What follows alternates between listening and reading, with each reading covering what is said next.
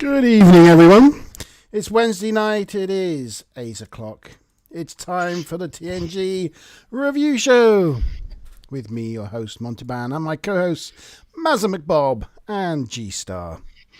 Good evening, everyone. Hello. Good evening. Good evening. I hope you are well this evening on this rather damp and miserable Wednesday. It's not been a very nice day today, is it? No, I felt really cold earlier just because of the way it looked outside. I mean, we're into March, and I actually had the central heating on most of the day. And, yes, good evening, everyone in chat. So good evening to my Wrench Smiler Rainbow. Good evening to you. Good evening to Lindy Hop, Trailblazer. Good evening to you, Trailblazer. You're actually watching live. It's crazy. What will you listen to? What will you listen to with your dishes this week? Hello, Lindy Hop. Hello, Steve Plum. Good evening, all, and welcome to another TNG review show. Look at that. It's telling me my network connection is trash. So, It's not good. I didn't want to say, but you are a bit pixelated. Oh, that's not good. You a little mixel pixel. Let's have a look. What can we do about that?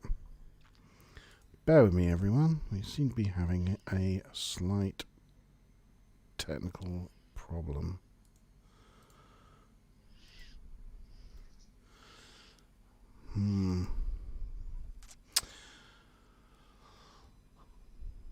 Okay. It seems to have improved. So hopefully, if you can see things in chat, let us know. Let us know if we're coming through loud and clear, or whether there are issues. It seems to have improved slightly. But anyway, we'll continue on until someone tells us otherwise. So this evening, we are reviewing Coming of Age, which is primarily, I suppose, a Wesley episode, and Heart of Glory, our first Klingon episode in the Next Generation. Yes, Smile is saying, "How's the stream? My connection is dodgy." Yes, it's seeming like it is very dodgy.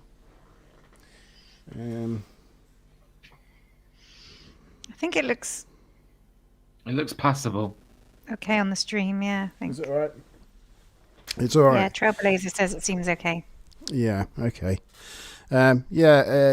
Sometimes if you feel you're getting out of step with us, in YouTube there is a little live icon, and it should have a little red dot on it. If your thing hasn't got a little red dot, you can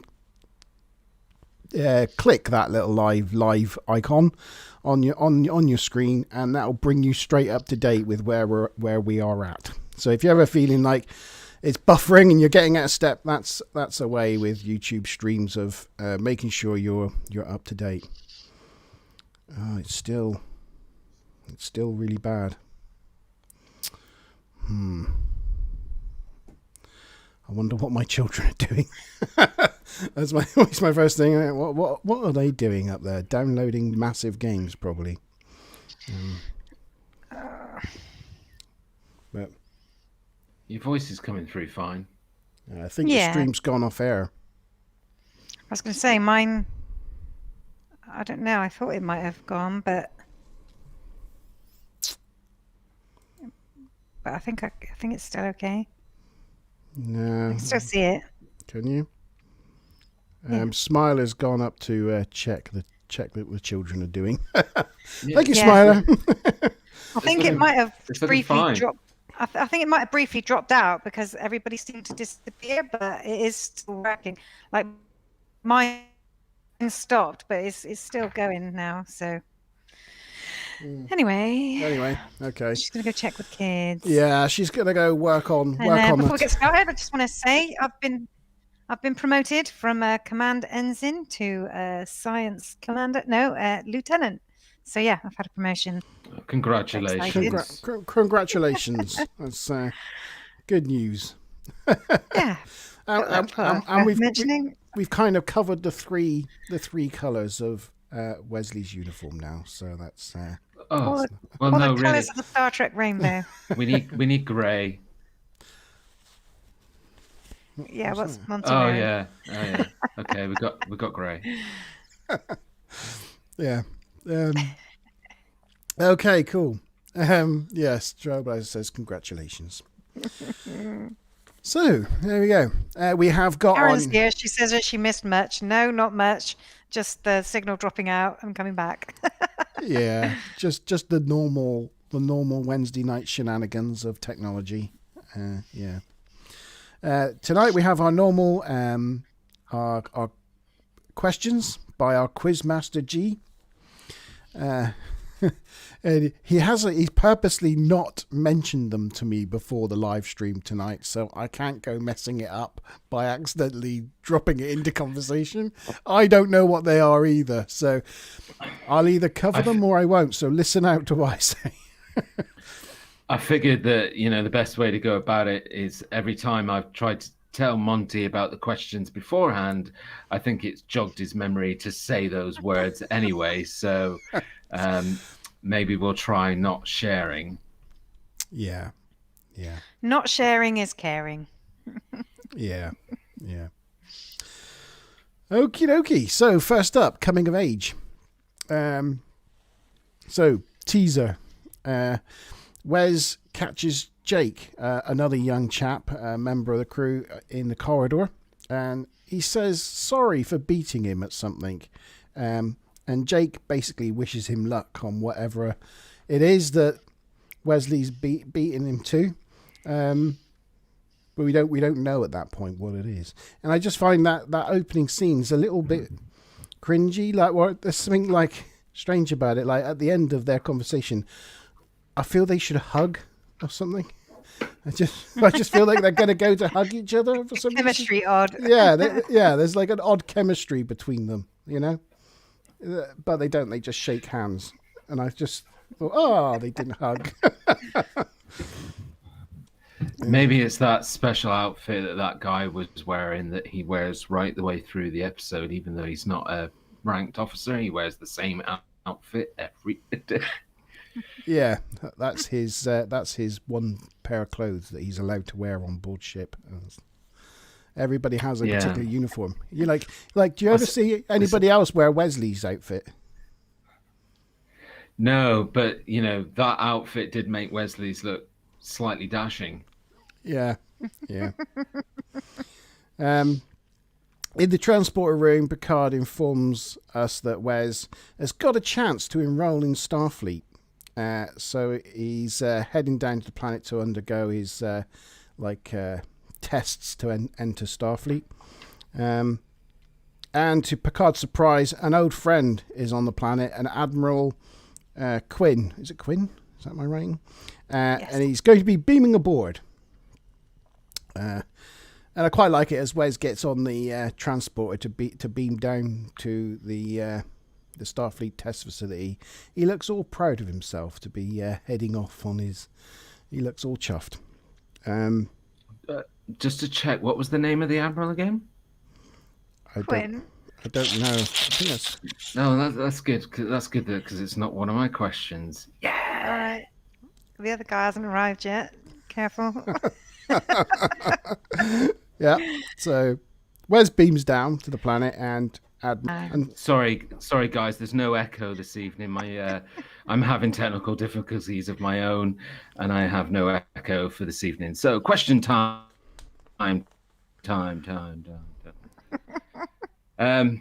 Commander Remick comes from what department in Starfleet? Is it A, the Inspector Admiral's office, B, the Inspector General's office, or C, Internal General's office? Commander Remick comes from what department in Starfleet? A, Inspector Admiral's office, B, Inspector General's office, or C, Internal General's office? I know. I bet you do. Apologies, everyone. We're still having network problems, apparently. Smiler. Well, hopefully someone just let me know that when my question came through, okay? That's the most important thing. Let's be honest. Trailblazer says B. B. It's a good guess, though. Good try. Oh, I forgot to mention this is Lieutenant. That was a Lieutenant Commander question, and it was worth 25 TNG points to anybody who gets it correct, not just the first person. Stu Plum says A. Karen says, "Can you repeat it, please?" Karen I don't says know if lagging. Smiler Rainbow will. Oh, lagging. Okay, so I'll go for it one more time. Commander Remick comes from what department in Starfleet? A, the Inspector Admiral's Office, B, the Inspector General's Office, or C, the Internal General's Office? There's a lot of orifices there. A lot of So if you want to continue, Monty. Yep, okay. Yeah, just let Smiler know. No, I'm still having terrible problems. Yeah, so he's telling us something's very wrong with the ship, and he's basically doing an investigation into what that might be. Remick informs them he will find what is wrong, and nothing will stand in his way. Picard is confused, as they are old friends, him and the Admiral, but the Admiral won't say at all what it is they're investigating. On the planet, Wes meets Oleana Miran. She tells Wes that he is lucky as he's had practical experience aboard the Enterprise. He then meets Turchanik, a Vulcan, and Mordok, a Benzite. And Wes thought Mordok was in the Academy already, as he's a famous strategist and tactician. They then meet their deck officer Chang, who tells them that they're all the top candidates, and he expects that. And they should expect the unexpected from the testing. Smiler Rainbow put the question in chat there for you. Thank you, Smiler. And Smiler's got massive lag, so she, maybe a bit behind on that. You know the guy who walks in there, tester guy? I think he's called, is it Robert Ito or something? But just as like a trivia thing, he then much later on, plays Harry Kim's dad in Voyager. Oh, does he? Oh, wow. Yeah, that is... I thought I recognised him somewhere. And also the young lady who's the applicant. I'm sure she's in another episode at some point. Oh, don't know. Possibly. Didn't pick up on that. Check those facts. I can give you another fact if you want an obscure one. The Vulcan girl, she plays the USS Shinzo's computer's voice in Star Trek Discovery. So, there you go. Wow, that's very random. Yeah. You know the picture of this Starfleet testing center or whatever it was. That map painting was actually used as many different spaceports in Buck Rogers in the 25th century. Oh, was it really? 1979. They use a couple of Buck Rogers map paintings in this series. They do. Well, that's one of them. Yeah.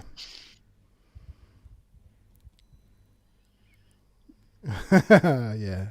Karen says, "Smiler, it must be like being at work with us a lot, having to shepherd us, like trying to herd children." Yeah.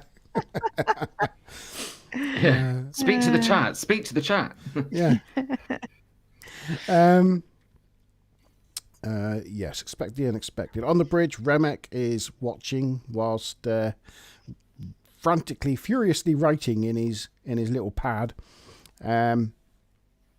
Riker asks if he can help, but Remick sort of breaks him off. Says, "I'll talk to you when I'm ready." And Riker kind of gets in a huff and goes to see Picard. And he's like, "Sir, can I speak frankly?" And he tells him that he wants to know what this is all about. And Picard doesn't know, basically. And Riker wants to know if it's himself that's under investigation, as in Riker.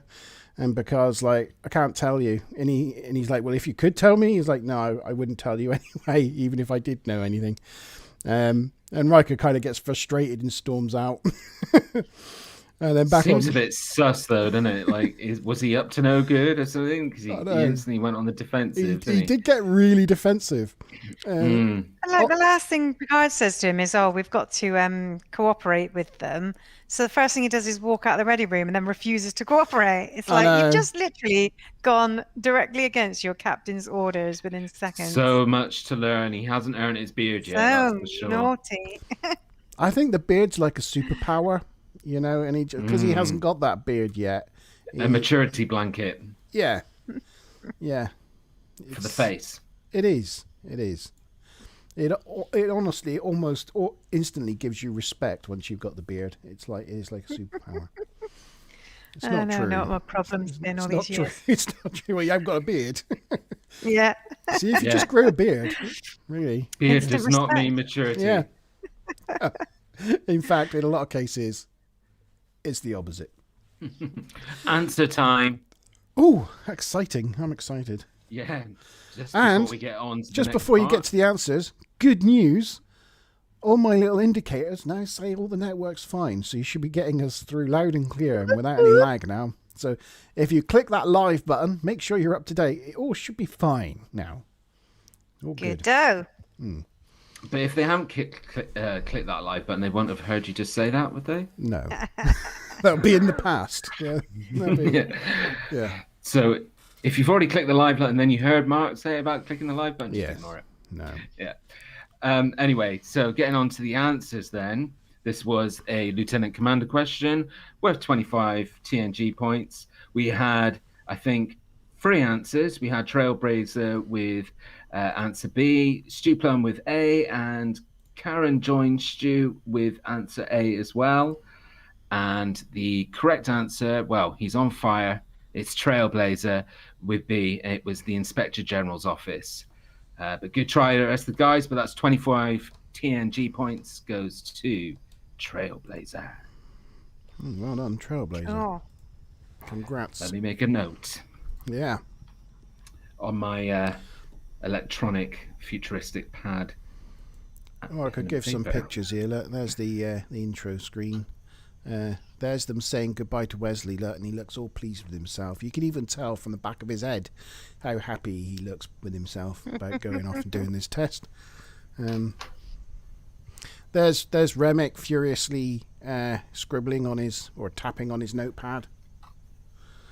So that's where we're at. So as Maz just alluded to, Riker goes back out on the bridge and Remick's like, I'm ready to talk to you now. And Riker just refuses, basically, like a petulant child, and storms off the bridge. Off into the turbo lift. Yeah. And all the crew were kind of like stood there, like looking at it going, ooh, that was awkward. They're like, ooh. Yeah. Anyway, down on the planet, the candidates are answering all their questions. The questions are on hyperspace physics, and Oleana thinks that Wesley and Murdoch are really lucky because it all comes really easily to them, and she's got to work really hard at it.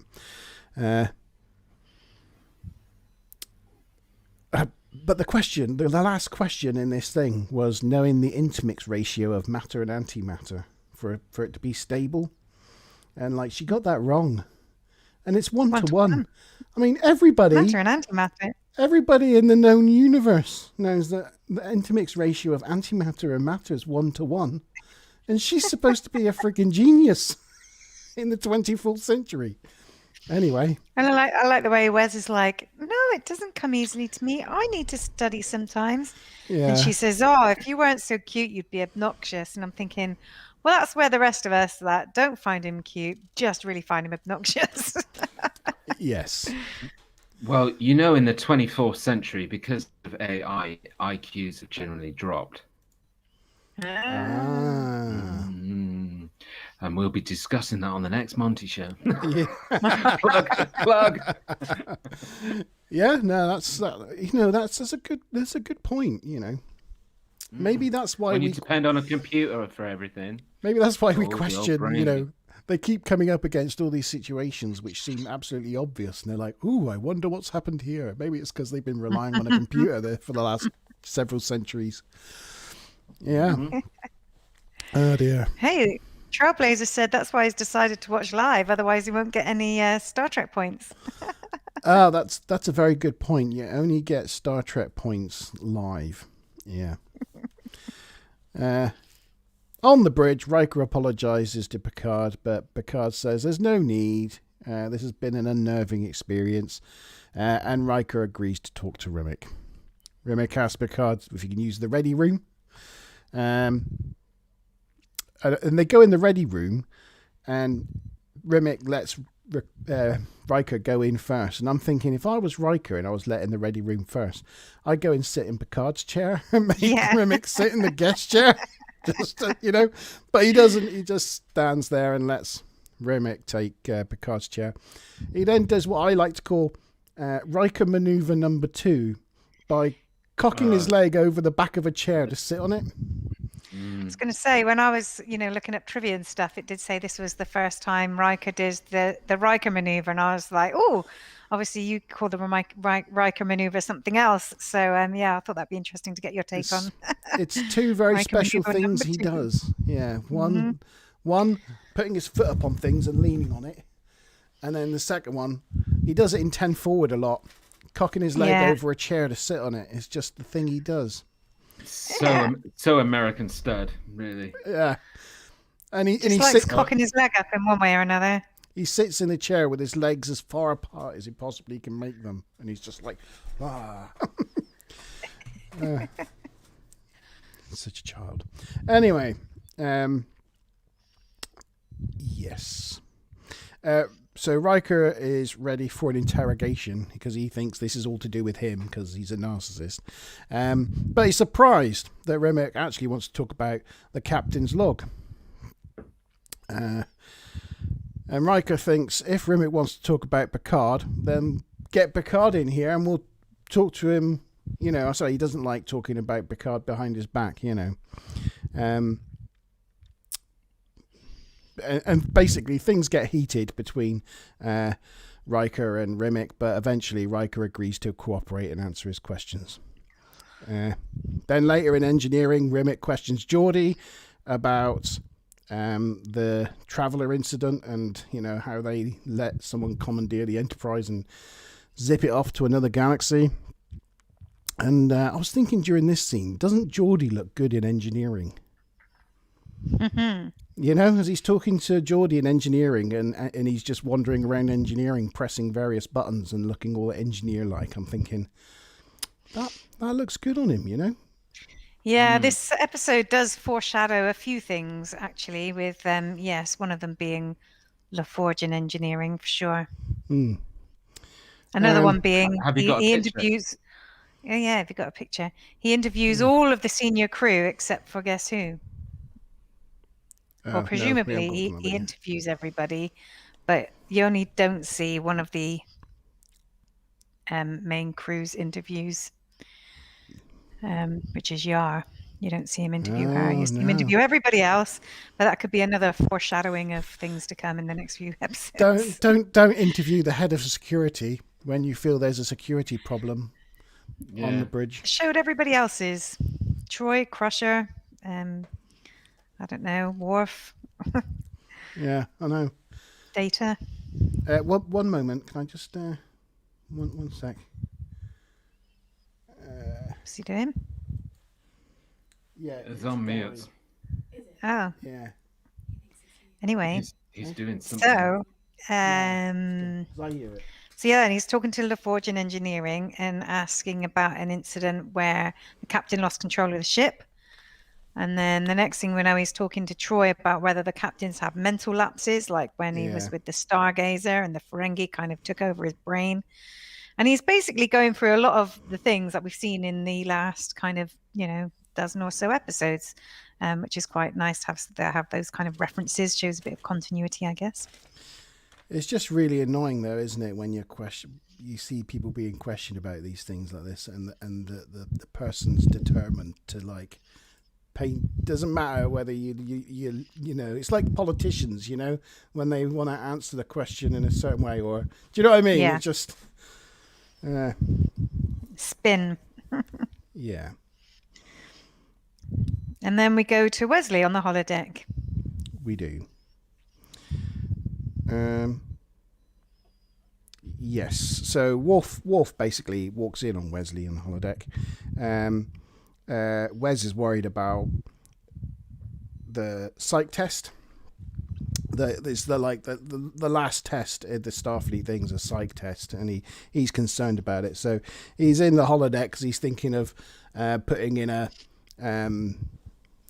spiders program, and some sort fire of what's gonna things to scare him. And Worf's like, are those things going to scare you? And he's like, oh, I don't know, maybe. Might do. I don't know. But Wes... Thinking about what you can't control only wastes energy. And Worf tells him that he's like, how do they even know? How do they know how they're going to scare me when I don't even know what scares myself? And it's like, it's psychometric. Starfleet knows through psychometric profiling what you'll be scared of. Don't you worry about that. I went through the same ordeal myself, and with me, they were very accurate. And he basically tells Wes that his fear was he had a fear of having his life put in other people's hands and relying on others, you know. And Wes says, like, how did you overcome that? And he's like, no, this is still my enemy. On the bridge, Yar reports an unauthorized... Sorry? Oh, you're quiet. Hello? Question time. Right.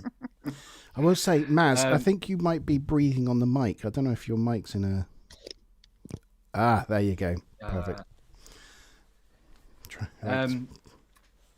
So, Worf and Wes were in the holodeck as Mark was just laying out the scene.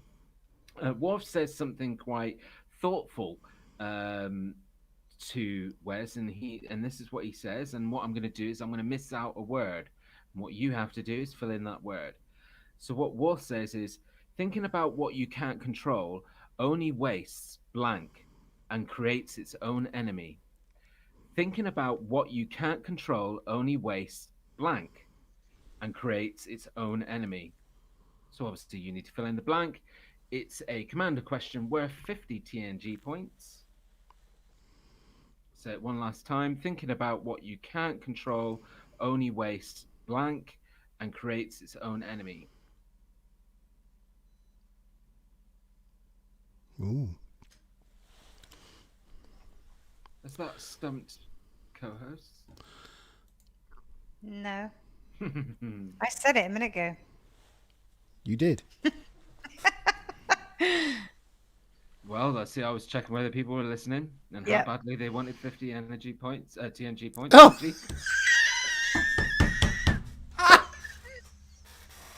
Oh no! It's like COVID. It's contagious. Oh my God, Gee! It's just because you put it in chat, isn't it? Yes, it is.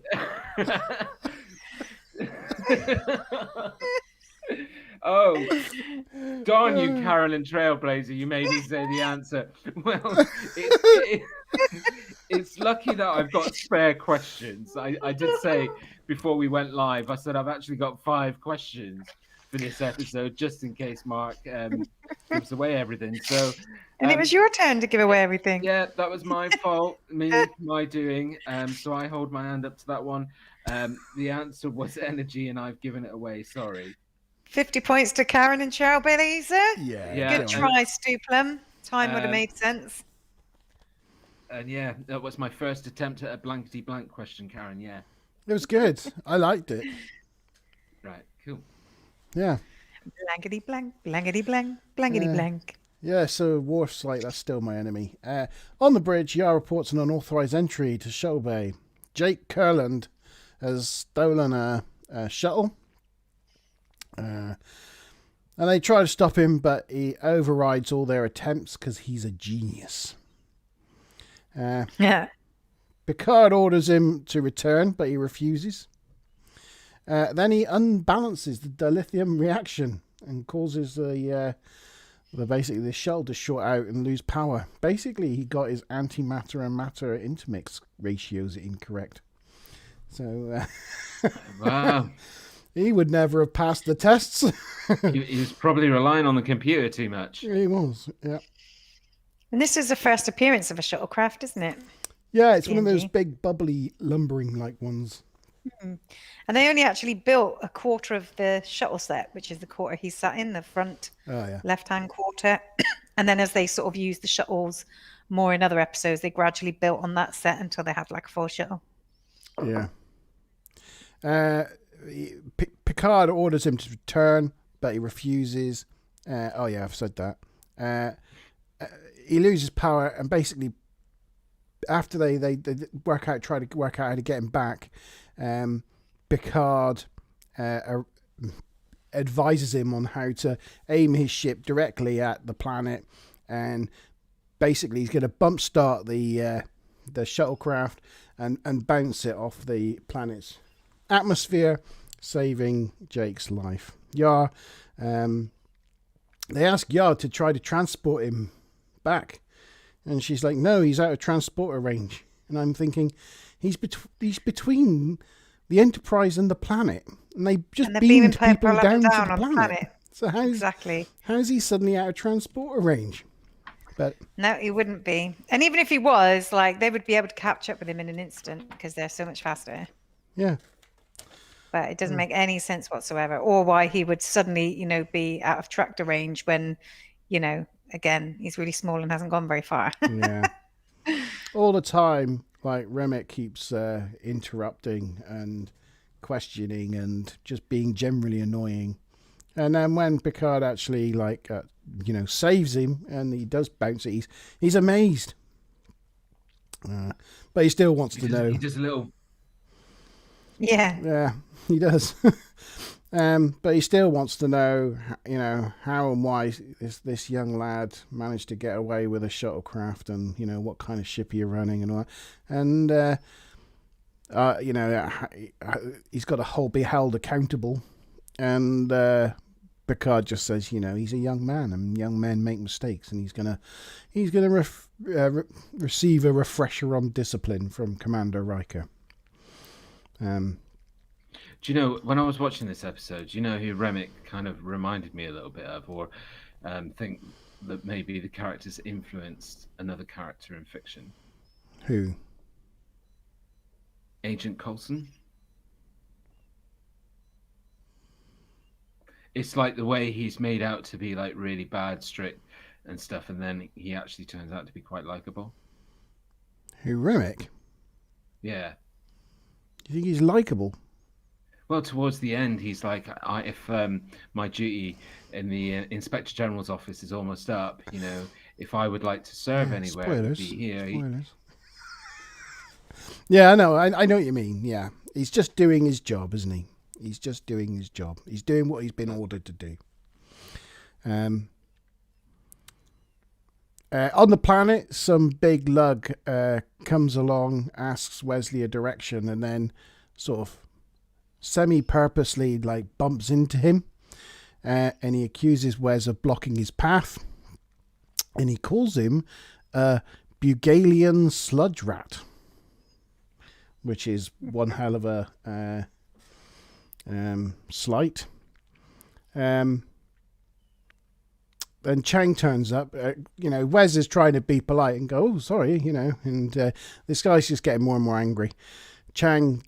Deck Sergeant Chang turns up and asks if anything is wrong. Then Wesley gets all up in the big lug's face, and he's like, "You starting?" He's like, "This can get violent," and it's just quite funny watching Wesley try and square up. Square up. He's 2 foot taller than him and 2 foot wider than him. Yeah. And the guy's like, "Oh, friend, I like you," in that really like cringy kind of like, you know, like slaps him on the back and walks off. And I think Mordok was like wondering what just happened, and Wes says that he noticed when he held out his hand that he had webbed fingers, which meant he was a Zoldan, and they don't like courtesy or politeness or anything like that. That just gets them even more annoyed. So he adopted his attitude to fit the situation, and Chang was impressed, and he confirmed that was a test. I wonder how that works in their culture. Do you know what I mean? Because if everybody's got to be like really direct and rough, but if somebody says, "Oh, well, thank you for being really direct," like, "Oh, just be nice to me." Yeah. And I mean, it was clearly a setup or a test, but I mean, that alien, a bit like how Worf has to adapt himself, that alien would just have to adapt to Starfleet culture because everybody's super nice and polite all the time. Else he'd just go around starting fights with everyone. Yeah. Yeah. I mean, can you imagine having to deal with him on a daily basis? That he just goes around acting like an absolute idiot. It must be like he's really popular on his ship. Yeah. Mordok feels that after he gets confirmed that was a test, he's like, "Yeah, I would not have passed that test." On the Enterprise, Remek's interviewing more members of the crew. He tells Data there's a problem on the ship, and it's in these records, and Data tells him that there's nothing wrong with the data or the records. And so if there's nothing wrong with the data, then there's something must be wrong with his original hypothesis. And he doesn't like that very much. He then talks to Worf, and he's like, "You don't like me very much, do you?" And Worf's like, "Is it required?" Sir. Sir, so many times. Sir. This is where they started, I think, to insert some really good lines for Worf, you know? Yeah. He's great. He's basically like my favorite character, really, in Next Gen. Yeah. He asks Bev, what's it like to serve for the man who's responsible for the death of your husband? And she's not too happy about that. And finally, he gets around to questioning Picard himself, mainly about the Edo incident. And Picard stands by his decision and said, you know, it's all in my report to Starfleet. There's nothing else you need to know. And then Picard delivers an excellent line, I think. Go on then. The only thing I'm guilty of is allowing this charade to go on for so long. Yeah. Yeah, nobody's used the word charade enough. No. Charade. Picard then goes off and confronts the Admiral and tells him that this has been a strain on their friendship. And the Admiral says, yes, it has. He recognised that, but it was necessary. On the planet, the applicants are doing more tests. Wes helps Mordok. Is there an updated picture? Oh, probably. Oh, maybe. Probably. That's him questioning Data about the data. Too far. And on the planet, the applicants are doing more tests. Wesley helps Mordok out, who ends up getting the second fastest time. Question time. Go for it, G. So, Mark was just making out that they're basically all the candidates are in the room, all at their own separate consoles doing a test. What is the name of the test that they're doing on their screens? Is it A? This is a Lieutenant Commander. Lieutenant Commander question worth 25 TNG points.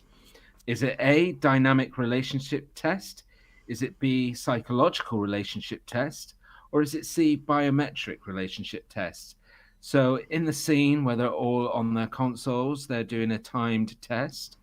And what is the test that they're doing on their screens? Is it A, a dynamic relationship test, a B, psychological relationship test, or C, biometric relationship test? It's like they're putting together like a glowy cube-like thing, isn't it? It's basically like a Rubik's Cube on speed. Yeah.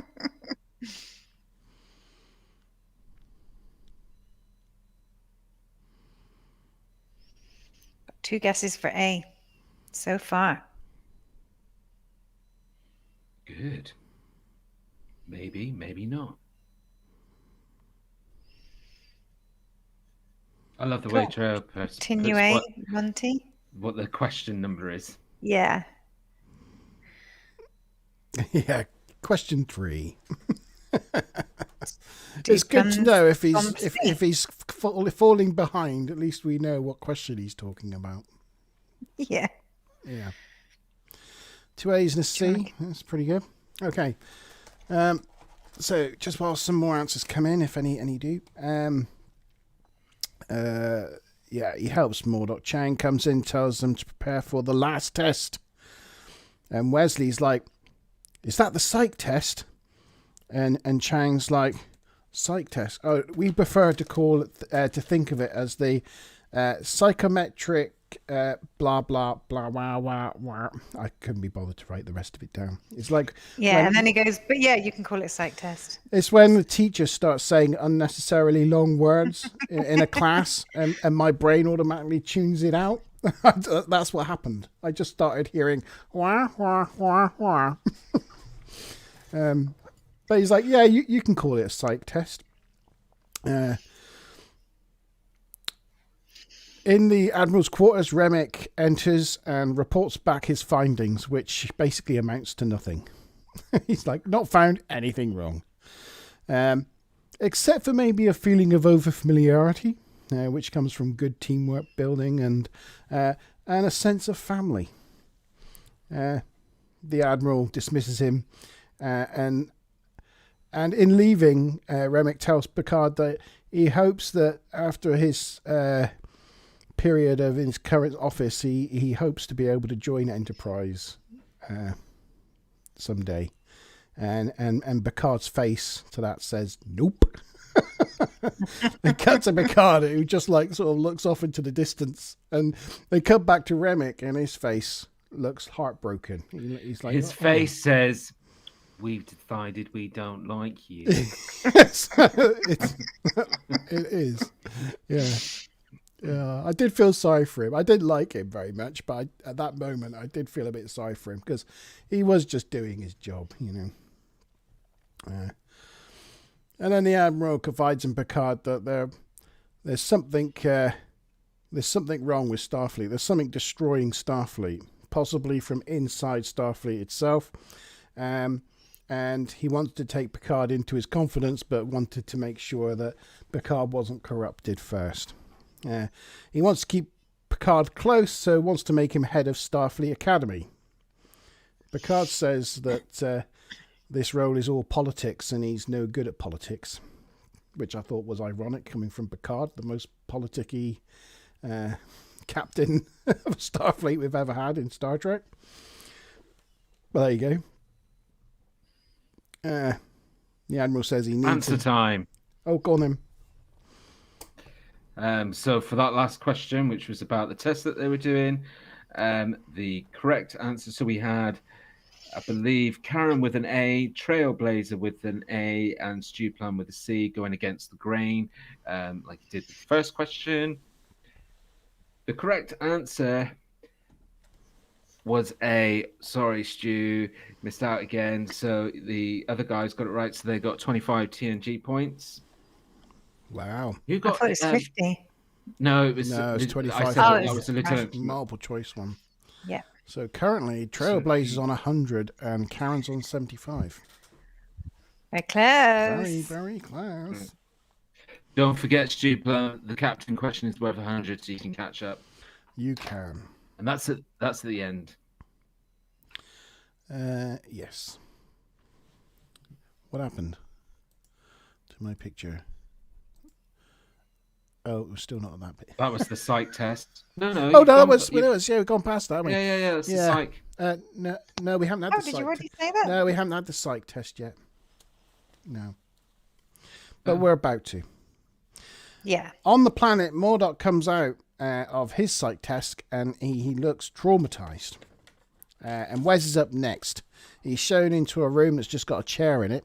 And he sort of waits around for a while, feeling all nervous. And he's like, breathe, Wes, breathe. And while he's waiting, he hears a massive explosion coming from somewhere within the facility. He goes out to help.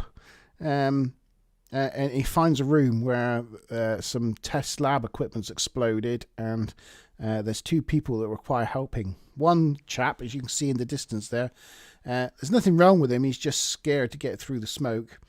And another guy's had a load of rubble and stuff fall on him. So Wesley goes in and helps the guy that's unable to help himself, and tries to convince the other chap to help himself and help him get that guy out. But he's having none of it. And the security doors are closing to seal the breach off. And Wes manages to get the first guy out in time and leaves the other guy behind. And he by the time he gets out... Did you notice the room that he first went in before he had the explosion? Did you notice what was on the door? No. It's quite difficult to see, but it's room 101. Oh, the old place where BBC used to throw things away or make stories disappear. Oh yeah, it was a TV program, but it's also in George Orwell's 1984. Oh, it was the place where they took people to psychologically break them. Yeah. So it's really fitting for a psych test, which is designed to do that same thing. Yeah. So nice little fact. Nice little fact. I've got a thing about that. I'm just going to share another window a minute. I'm going to share that one maybe. This is outside that door in the corridor that they use for the test facility. And it's one of those sets in Star Trek that's just really annoys me because they'd used a matte painting on the back wall to look like a corridor that goes off into the distance. And it just looks so trash in this episode. It just looks like a terrible... it's because you can see the shadow of... You can see the shadow up the top. Where there's a light here, it casts a shadow on the matte painting. So it just... Yeah. I mean, it's no worse than when they were... The picture that they showed of the base on the planet. Yeah, I mean, that's another matte painting, isn't it? Mm. I've got another shot of it, actually. Look at this. It looks worse than this. But...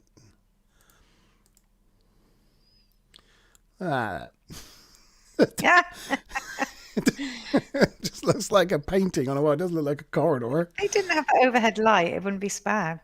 Yeah. I mean, they do it in Deep Space Nine all the time, and every time it's in Deep Space Nine, it annoys me in the Deep Space Nine corridors. But that one's particularly bad.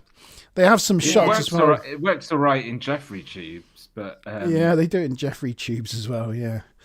But it's because it's so big. It's because this corridor is so big. It has to be such a big painting. I also noticed, you can't see it in this on either.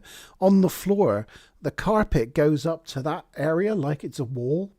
It's got blue carpet in the middle with like cream carpet around the edge. And so they carpeted cream around the edge. To make it look like an edge. And then later on, they realized this is supposed to be a corridor. So they painted the corridor on. And then they made the rest of the corridor cream to match the edging, but it just doesn't work, right. You know? Anyway. I couldn't find a picture of it, but I also noticed a couple of other little... I mean, Goof Girl will probably talk about it later on, actually. Did you have any goofs for this one? Anyway, wow. It was just in the Admiral's office. When Picard goes in the Admiral's office, you can see a big black taped cross on the floor. Oh, right. Picard steps over it as he walks into the Admiral's office. And then as the Admiral's talking to Picard, he gets up out of his chair and then walks into the middle of his office and stands on, you can tell that was his marker for where the Admiral's got to stand and turn around and continue talking to the captain, you know. But they just didn't keep take it out. It's just there in this shot. It's just this big cross on the floor. But anyway. No, I don't want to invite someone. I want to share the thing now.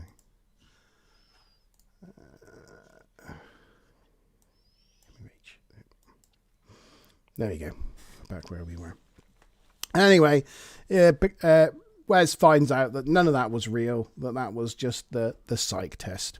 and he realizes that his psych test was to have an experience where he has to choose to leave someone behind, whether he could actually face up to doing that. He can't save everyone. It was kind of like his own personal Kobayashi Maru scenario, and that's all because he was scarred from the fact that Picard basically did the same thing to his father. He couldn't save his father, so Picard was responsible for Wesley's father's death, and it was Wesley facing up to that. So it's pretty good. On the Enterprise, Picard meets Jake in a corridor, and Jake apologizes and thanks Picard for saving his life. And Picard's like, "That's my job, young man." Yeah. And Jake's like, "Okay," and walks off. When they're in that corridor, did you notice anything odd about the corridor? Yeah, it was the same corridor from both ends. So yeah, so it's basically like S-shaped. It's like, supposed to be like they normally go around in a circle. Plus, but the indication was it was S-shaped. Plus, you follow Picard walking down the corridor, and it's like a big corridor with a entrance to holodeck. And then it turns into the bendy shaped corridor. But then when you look back, when he turns around and looks back to say something to Jake, it turns into an S shape. So it's like the corridor metamorphosizes before our very eyes. And they basically use the same bit of corridor, and they just swap the actors around. So you're always seeing the same doors in the background. Yeah. So I did notice that. Picard then meets Wesley in the observation lounge, and Picard's all dressed up in his finest dress uniform because they're saying goodbye to the Admiral, and he wants to know why Wesley's not in his dress uniform. And Wes is like, well, because I don't deserve to be there because I really wanted to see his dress uniform. What was his dress uniform? I reckon it's like Joseph and the Technicolor Dreamcoat. That's what I reckon. Those stripes just go all the way down on his on his dress coat. Yeah, that'd be awesome. Funny. So, so he's like, I failed my test. I didn't get into Starfleet. I'm a failure to myself and failure to the crew, and I don't deserve to be at the reception. Waiting. But Picard assures him that it's as long as he tried his best, that's the important thing. And he confides in him that he himself failed at the Starfleet entrance exam the first time he tried to get into it. But not the second time.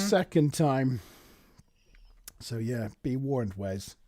The Admiral says goodbye to Picard.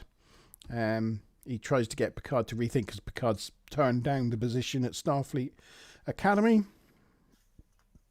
But he says, I think you've made the right decision and you are where you belong at the moment.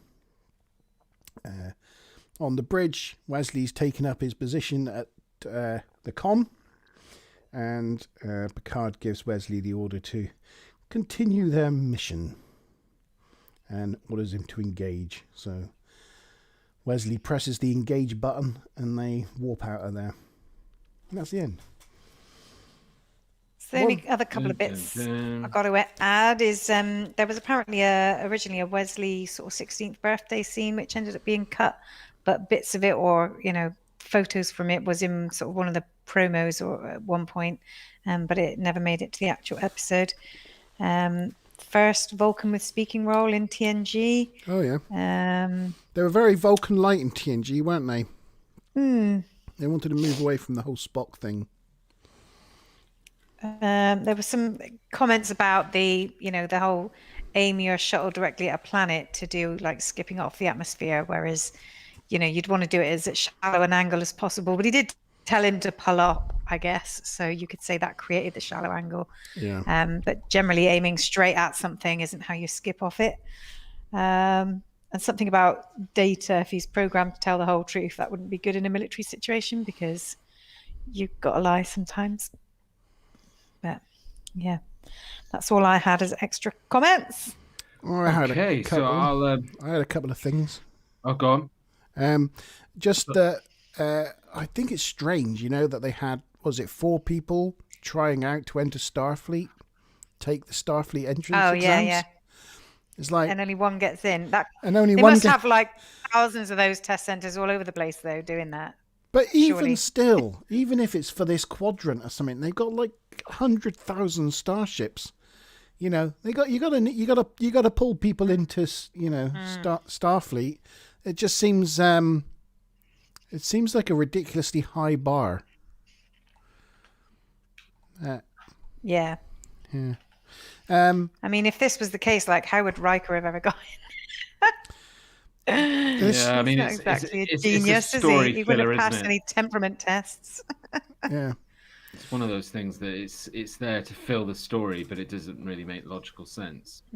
No. This is an important episode.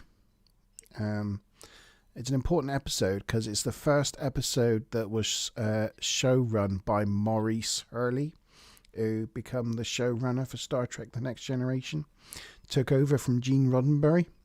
So this is the first show without Gene Roddenberry, because Gene was basically pissing off the entire production staff, and it was beginning to derail season 1. So Maurice Hurley paid for Gene and Michelle Barrett to go on holiday. He was like, you need a holiday. In fact, I'll pay for you to go off to the Seychelles. So Maurice paid for Gene to go off to the Seychelles whilst he took over TNG and basically got rid of him. When they came back, he agreed to sort of step aside. Yeah. Gene found that he actually enjoyed being on holiday a lot more and being retired than he was all the stress of being on TNG. So he was actually like, yeah, you're right, I'll step down. And Maurice took over for good. So from this episode onwards, Gene Roddenberry's now out of Star Trek. Yeah, I mean, like you say, it's a bit of a pinnacle thing, because you think if that hadn't have happened, I know it wasn't, a terribly long time after his passing, but you never know, it may not have seemed beyond the light of the first season if it had carried on. Yeah. In some sense, the Yeah. way it was. Yeah. Yeah. Shall I give the captain's question? Oh, yes. Go on then. Okay, so this captain's question, which is worth 100 TNG points, is really going to be about fingers on the buzzers faster, because it's quite an easy question. But like all captain questions, it's the one who puts it in the comments first, and that includes my co-hosts. So yeah, fingers on the buzzers. Right, I'm ready with my keyboard. So throughout the whole of the episode, Remick is walking around and interviewing people and taking notes. What is the color? What is the color of Remick's pad that he's writing on? I'm gonna go. Mark showed a picture of it earlier. What is the color of Remick's pad that he puts all this data on? I'm just wondering if we have any kind of advantage if other people have got like a 20-second lag on the stream. That's true. Well, I got in there before you, but it came up. It's come up on the thing. I can't see yours yet. Mine's only a guess. I can't even see yours yet, Mark. Oh, Trailblazers. We have a correct answer. We have a correct answer. Somebody has won the 100 TNG points. That person that has won the 100 TNG we got points. grey, gold, red, white, and blue. Yeah, so we had grey from Maz, we had gold from Monty, we had red from Stew Plum, white from Trailblazer, and blue from Karen. All the colours of the rainbow. The correct answer was red. Mark, you had a picture of it earlier on. I did. Can you bring it up? It was red. Who guessed red? Fancy. That was Stew Plum. So Stew Plum's got 100 points.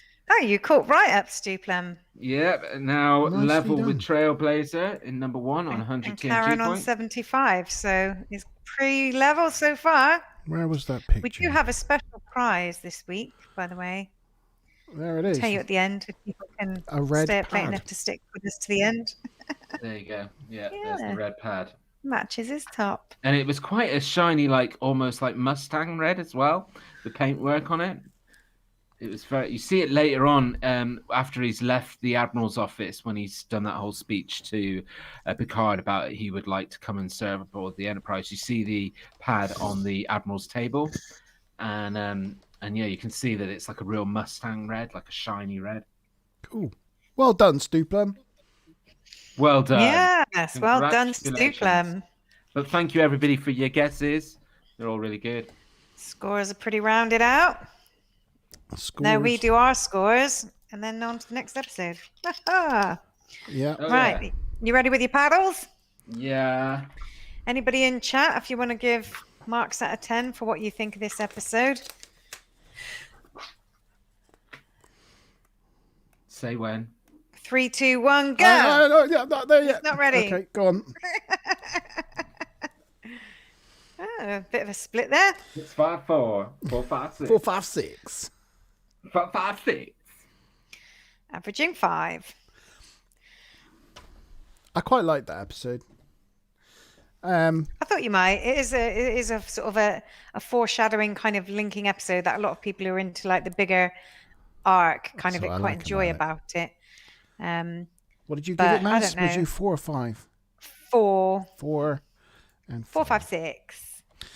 I quite like that, and yeah, I quite like the camaraderie of the crew and how they all stuck together, you know, and like we've got a 5 from Stu Plum, got a 6 from Karen. You get your scores in. Yeah, and scoring Trailblazer. And although it was a Wesley episode, I thought it was quite a good Wesley episode that showed him in his, like, you know, trying to get into Starfleet and interacting with other people, and I thought that was quite good. It was all right. I quite enjoyed it. Yeah, I like obviously at this point I can remember watching it the first time, and you didn't know what the story arc was that was coming, but you kind of got, it was kind of good writing because you kind of got this sense of like an underbelly of something happening, which was the first time I think in season 1 you got that sense of continuity of underlying story that would, you know, carry on beyond like a singular episode. So yeah, for me it was that sense of coming from like you know, the original 60s Star Trek, where, you know, Starfleet and the Federation are just purely the good guys and could do no wrong, to like there being something wrong with Starfleet, that there's some dark conspiracy lurking out there, or so, you know, something threatens the very foundation of things, and it's like, ooh, I wonder what they're going to be doing with TNG. You know, it was exciting. It was exciting at the time, I felt. So yeah, I quite like it for those things. But now we're on to Heart of Glory. Hey, Klingon. Interesting. That's interesting that you write "by" in YouTube chat and it changes it to "bud." Oh, thank you, Trailblazer. No, Trailblazer won't be getting. He won't be getting any more points. Our prize, unless he holds on to his 100 lead somehow. He still gets a point on the total scoreboard because. True. Know, yeah. True. As will Stu get a point on the scoreboard. Cool. Oh yeah. Still more questions to come for the next episode. Hold on, let me just put 1 point for Trailblazer and 1 point for Stu Plum. There we go. All right. I did have another question for that episode, but did you just want to do it for a bit of fun? Oh, go on then. What was it? Admiral Quinn asked Picard to accept an admiral promotion and become what title at Starfleet Academy? She consults Commodore? Is it Commodore? No. I don't know. I've just got to take over the academy. Oh, that could have been a good captain's sergeant or no, it's commandant. No, it's commandant. Oh, I was so close. Yeah, you were. I was close, but no cigar. Yeah. And I've just remembered I've got to do my little sherry thing. Heart of Glory time. Heart of Glory time. Okay. So, the teaser, Worf says Starfleet's detected a battle in the neutral zone. Well, that gets your juices flowing straight away. They want the Enterprise to go and investigate. Riker goes straight to the "shall we separate the saucer" section, which I thought was a little premature. Right. I've got a question in this teaser section as well. And Picard says, no, not yet. It's too early for that sort of thing. The Enterprise enters the neutral zone, and they find a Tellurian ship showing signs of being in a battle. Riker points out that it's a long way from home, and Worf finds possible signs of life, though it's difficult to say because there's so much radiation and things. Question time. Okay. That was like no time at all. We've only I did say I had one for the I don't usually have one for the teaser, but I've got one for the teaser this time. This is a Lieutenant Commander question worth 25 TNG points. As they approach the vessel, Picard asks the con to go to what impulse speed? A, full, B, quarter, or C, half? As they approach the vessel, Picard asks the con to go to what impulse speed? A, full, B, quarter, or C, half? So that would obviously be A, full impulse, B, quarter impulse, or C, half impulse. Okay, whilst Smiler's tapping that out. Riker points... Oh, I said that. Riker says he'll prepare an away team. And Picard orders Yar to stay at her post, which I thought was a bit... It's a bit of a gloomy look for Yar in this episode, to be honest. So yes, even though, they're going into the unknown, head of security, you stay there. And she looks disappointed, and she kind of looks down at her feet, like she's like, oh, all right, I'll stay here again. Picard asks LaForge if he can use his visual acuity transmitter. Visual acuity transmitter. And he agrees. But Picard thinks that everything about this whole situation smells wrong to him. Dodgy. And we go to the intro. As they approach the vessel, what is the impulse speed? Full, quarter, or half? And we've got B from Stu and C from Karen. I could give out the answer now because I think that's all about answers, and it would be nice because we're just at the end of the titles. So, taking the lead early in this one is Karen, because the correct answer was half impulse. Picard asked them to go to approach the vessel at half impulse. So well done, Karen. Got 25 TNG points for this episode, kicking it off nicely. Well done, Karen.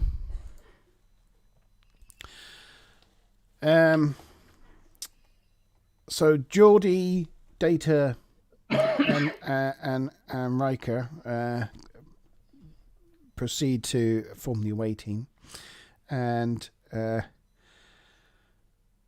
Geordi and Data tell Riker that their visor struggles to process, that the transmitter struggles to process all the data that the visor pushes out, so that the connection might be flaky, a bit like my internet connection this evening.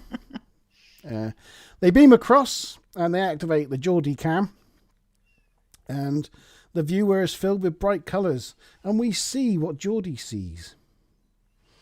Although it's quite funny because this picture here is actually supposed to be Data.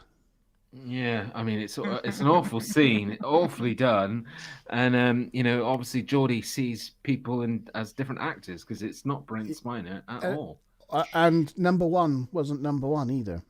No, they use their their body doubles. But his hair is all like out of place, and it just looks nothing like it. Weird. Terrible. I'd be like sucking the special effects person on this one. I don't care if it's 1985, 1995, or 2025. That's awful special effects. It is terrible. Yeah.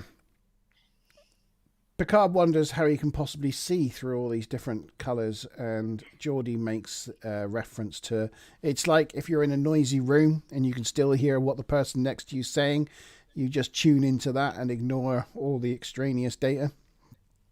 And Picard also noticed that Data has a glowy aura around him.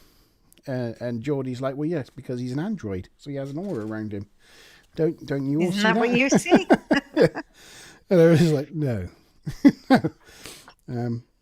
And I thought that was some sort of setup for something, when I first saw it originally. I was like, oh, that'll become something.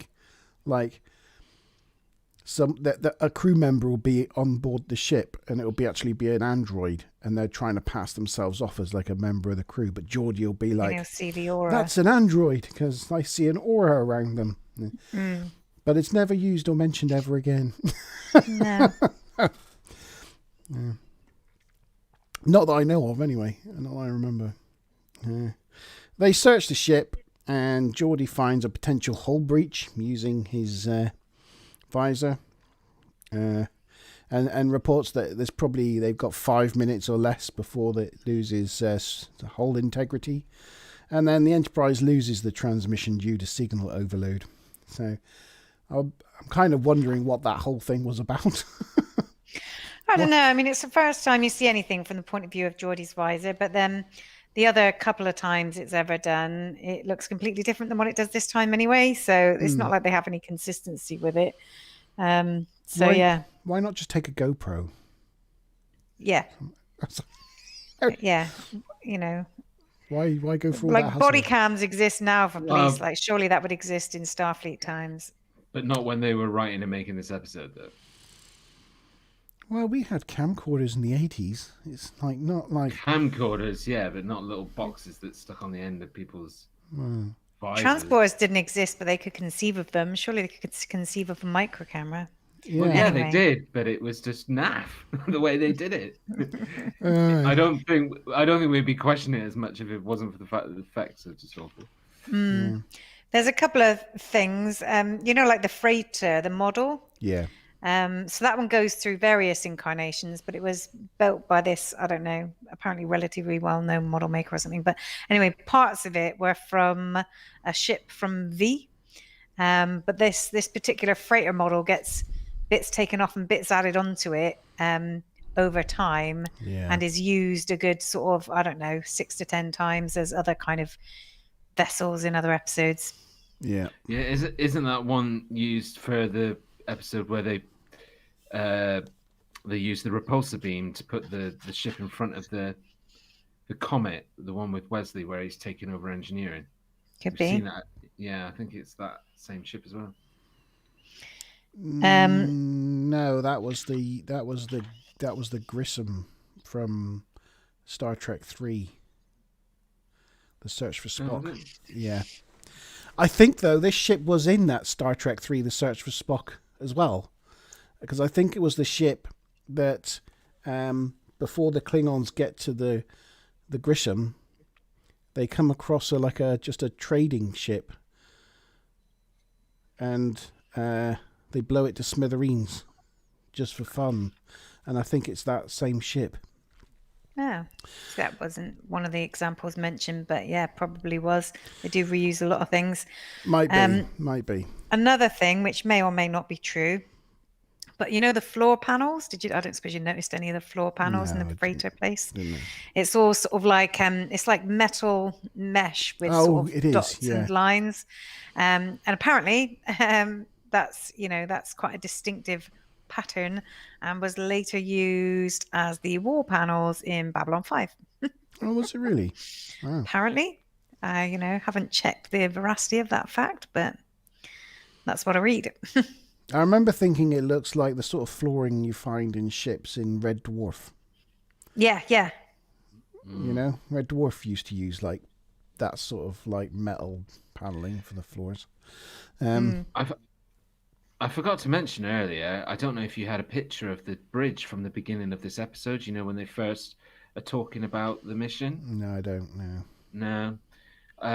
Go back and watch it if you haven't, guys, and just look at the state of the carpet on the bridge. There's like all sorts of stains and dirt on the carpet. All right. Right in front of where Riker's sitting, there's a big black stain on the floor. Oh, I'm going to go back and look at that. Yeah. Right. I was hoping you would have had a picture.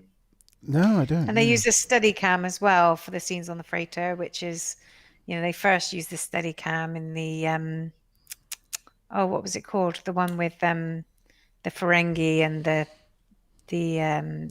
Stargazer. Stargazer, But they used that same sort of camera work to make it look a bit rough and a bit actiony and edgy.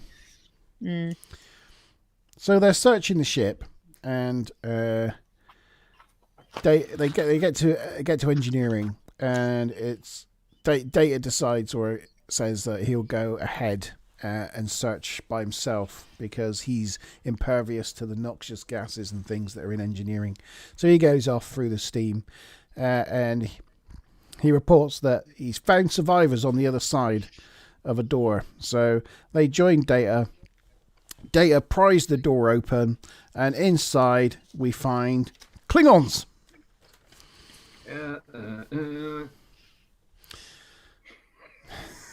You don't like finding Klingons down in your engineering bits. So one of the Klingons introduced himself as Chorus.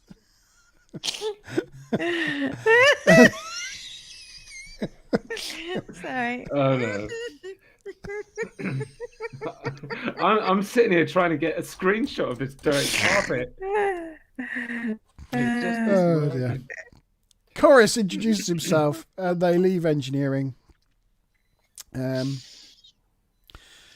Picard then demotes Yar to transporter chief. Just Question injury. Just when things Question time. Just as when things can be getting any worse for Yar. It's like, go down to become a transporter chief, transport them back. Because we don't have people down there that can do that already. They're ensigns. Or even non-commissioned officers, Question time. Yes. Hello. So, when the away team beam back, Picard tells Tasha to go to which transporter room. This is a commander question, so there's no multiple choice. It's worth 50 TNG points, so just guess the number. When the away team beam back, Picard tells Tasha to go to which transporter room. I just seen Karen's comment. Please don't do a question time yet, as my boys need a quick wee. She's talking about dogs, by the way, for those who don't know. Sorry, Karen. It's okay. Smiler Rainbow can put the question in, and then we won't give the answer until Karen's had a chance. Yeah. Yeah. Smiler Rainbow says she's like Pavlov's dog. Yeah. As soon as she hears a word of a question, she comes into existence and starts typing. Yeah.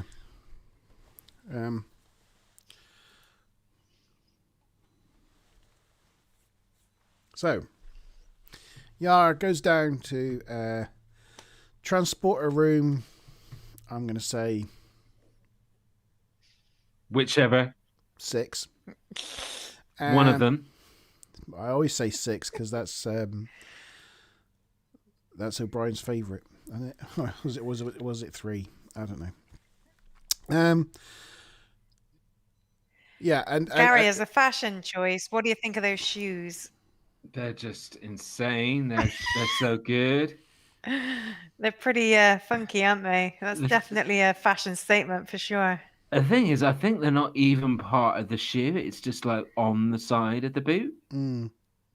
It's not actually part of the sole, which is just really bad costume. It's a Klingon thing. Anyway. Sorry. It's why have that much armor on the inside of your foot. Surely you'd want that armor on the outside of your foot. Be true. But anyway. It's like a walking weapon. Wink, wink. Yeah. Even though this picture kind of gives it away, is all tense and drama. Yar tries to beam them off the ship, but the radiation and that's getting in the way. So they beam on here, but then they don't materialize properly, and they end up beaming back to the freighter. And then she tries one more time, and the freighter explodes. Kablooey. And there's nothing on the transporter pad. And Yar's twiddling about with her knobs, and eventually they materialize. So you're left wondering for a little while, like, oh my god, half of the bridge crew are dead. But no, they eventually materialize. Twiddling the knobs. Yeah, thanks.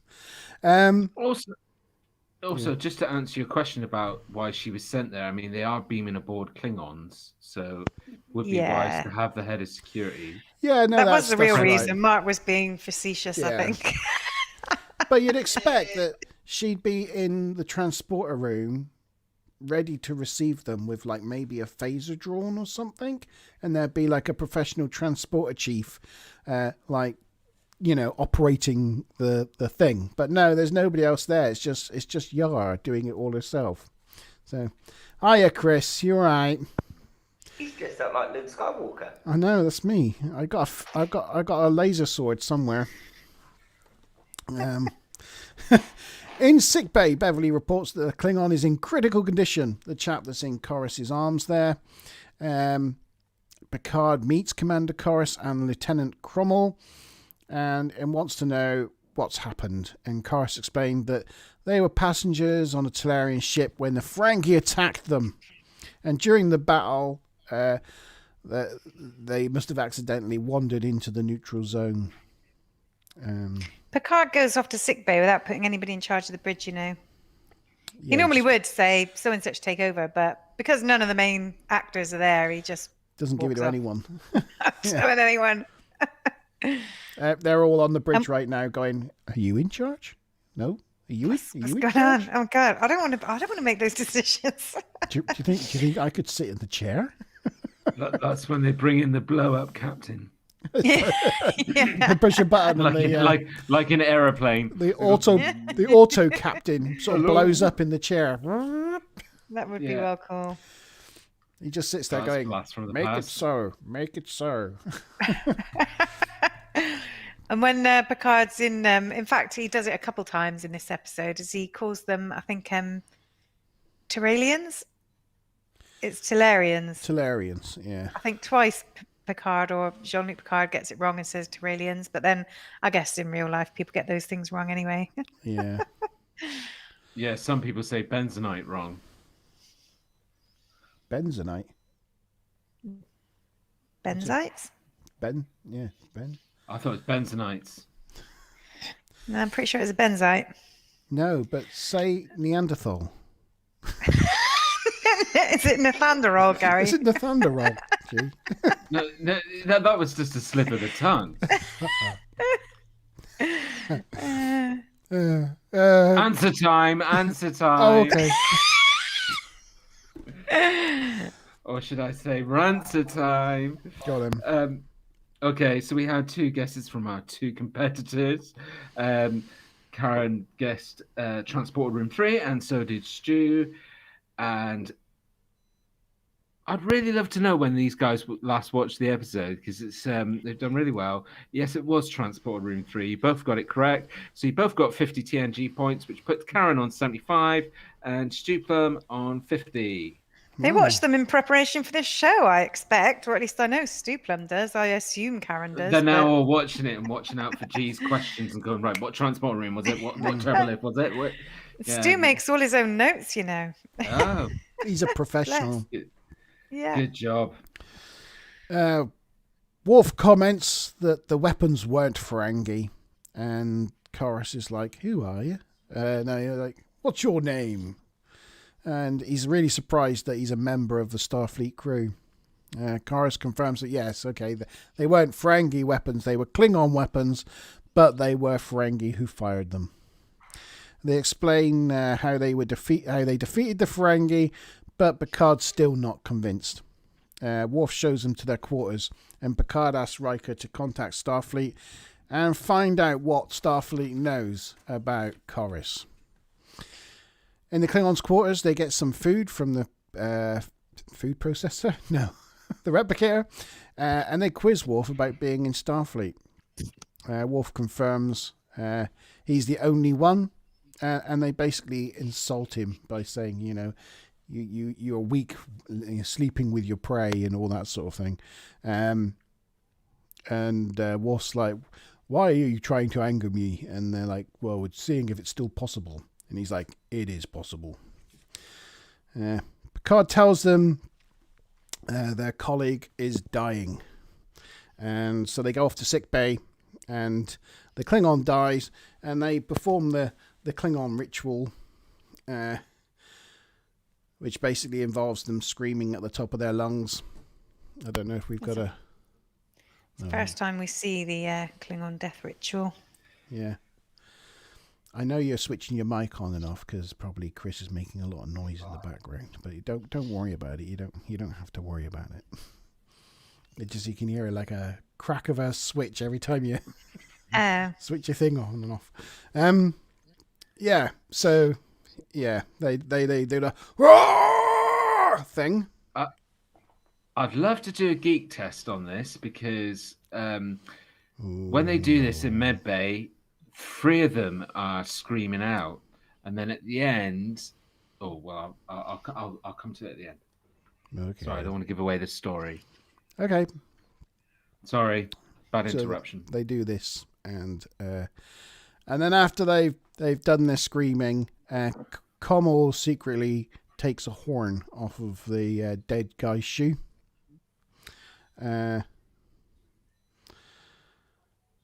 And they tell Picard they don't care what he does with the body because it's now just an empty shell. Whilst walking in the corridor, Komal lets slip that it was a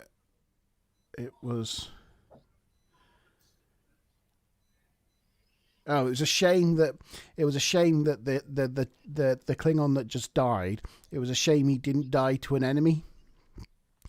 Die in battle with honor, all that. Yeah, all that. And Worf's like, elaborate on that. What do you mean?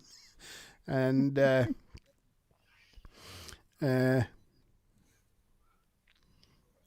they sort of sidetrack Worf by asking him how he ended up on this ship and ending up in Starfleet, and Worf gives them his backstory, how he grew up at the Galt colony, which is a farming colony. His family were killed at Khitomer by Romulans, and a Starfleet family found him and took him and his brother and fostered them and brought them up on a farming colony. And when he come of age, he took the entrance exam and joined Starfleet. And his brother didn't like it, so went back home to Galt.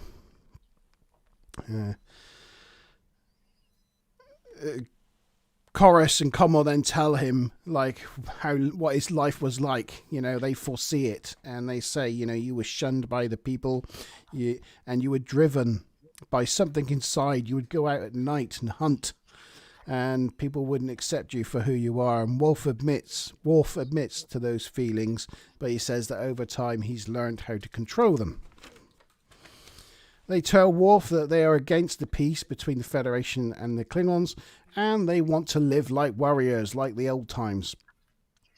And the Klingons tried to stop them, and that's what actually happened. So they had to destroy a Klingon cruiser. And Worf is initially outraged at this, but then they ask him if they can see around the ship, and he readily agrees. It's like, how dare you? You've just, gone against your brothers. Well, do you mind if we look around the ship? Oh, yeah, sure. I'll show you around. He doesn't think, maybe I should report this information to Picard, or, let them know that these are wanton criminals from from a member of the Federation. Doesn't know. I'll show you around the Federation flagship. That's what I'm going to do next. You can see why he got the job of head of security, can't you? Really. On the bridge here, Picard. It's an improvement on the woman who does all the transporting. Yeah, on our transporter chief. Mm. Yeah. Do you think though they're just like taking the mick out of Yar now? They're like trying to force her out by just giving her really rubbish jobs. I think the relationship between her and the show had probably broken down by this point. So yeah, they probably weren't giving her the choicest stuff. Maybe she didn't want to be fair. I mean, she is in this episode a bit more later on, and like she's trying to chase down the Klingons and stuff. But yeah, it does seem that she's been a bit sidelined for some of the stuff. But then, with Troy being absent for a few episodes in series 1, there were indications early on that maybe her character wasn't going to survive either, but obviously it did. But yeah, perhaps.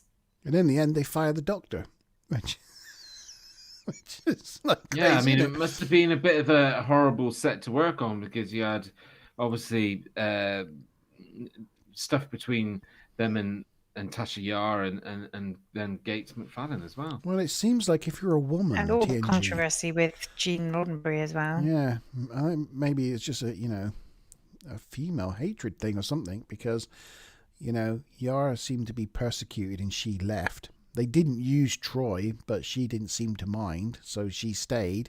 Gates McFadden seemed to do everything that was asked of her, and she was fired. Well, they say women have got to try and work twice as hard to get half as far. Yeah, this just goes to show there's something to that in the 1980s.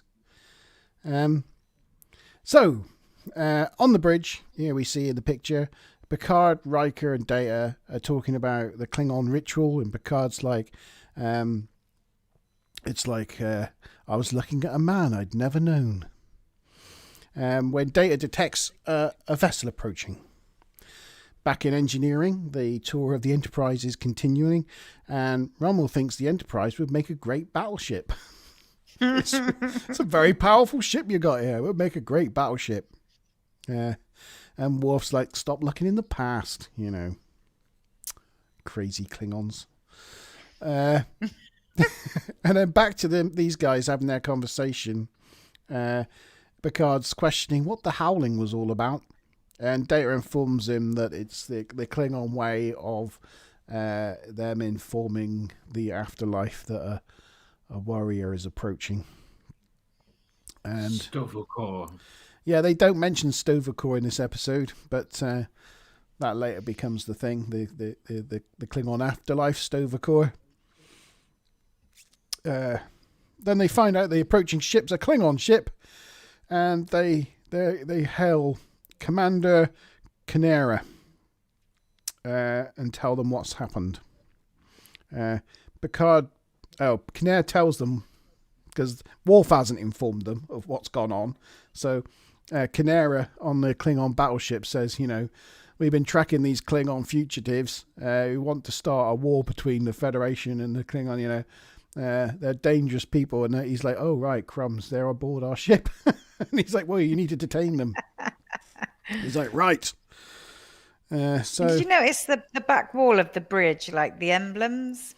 The Federation and the Klingon Empire emblem. Yeah, which is obviously like, showing the treaty between them and stuff. But it's like, would you expect ships to go around with like Klingon emblems on them? It just seems a little bit odd, especially as a warring species that don't really like making peace with anybody. The fact that they would put that all over the bridges seems a bit odd. Well, you can't actually And then they do like their emblems. They do. And also, once again, in the cost-cutting exercise, they don't actually show the bridge. It's just like a black background with two emblems on it. But I think it's to show the difference between, up to now, the Klingons have been the big bad. The big bad guys in Star Trek. Showing them as more diplomatic types. Showing that even like a Klingon battle cruiser, proudly displays the Federation emblem because they're now a mainstay. And I was thinking, because he's going around looking for berserkers, he might actually be part of like a force that are peacekeeping that treaty. So, perhaps that's, sort of showing his job in a way is to actually try and maintain that alliance. Yeah, the shot of the Klingon battlecruiser approaching is a reused shot from Star Trek 1, the motion picture. The motion picture from 1979, yeah. If they kept on that shot, the shot goes up over the top of the bridge and rotates around and then comes up from the back. It's quite a nice, it's like about 5 minutes long.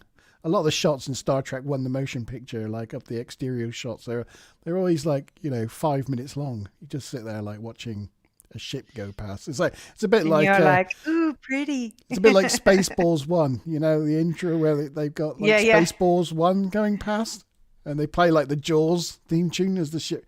Or Red Dwarf. Yeah.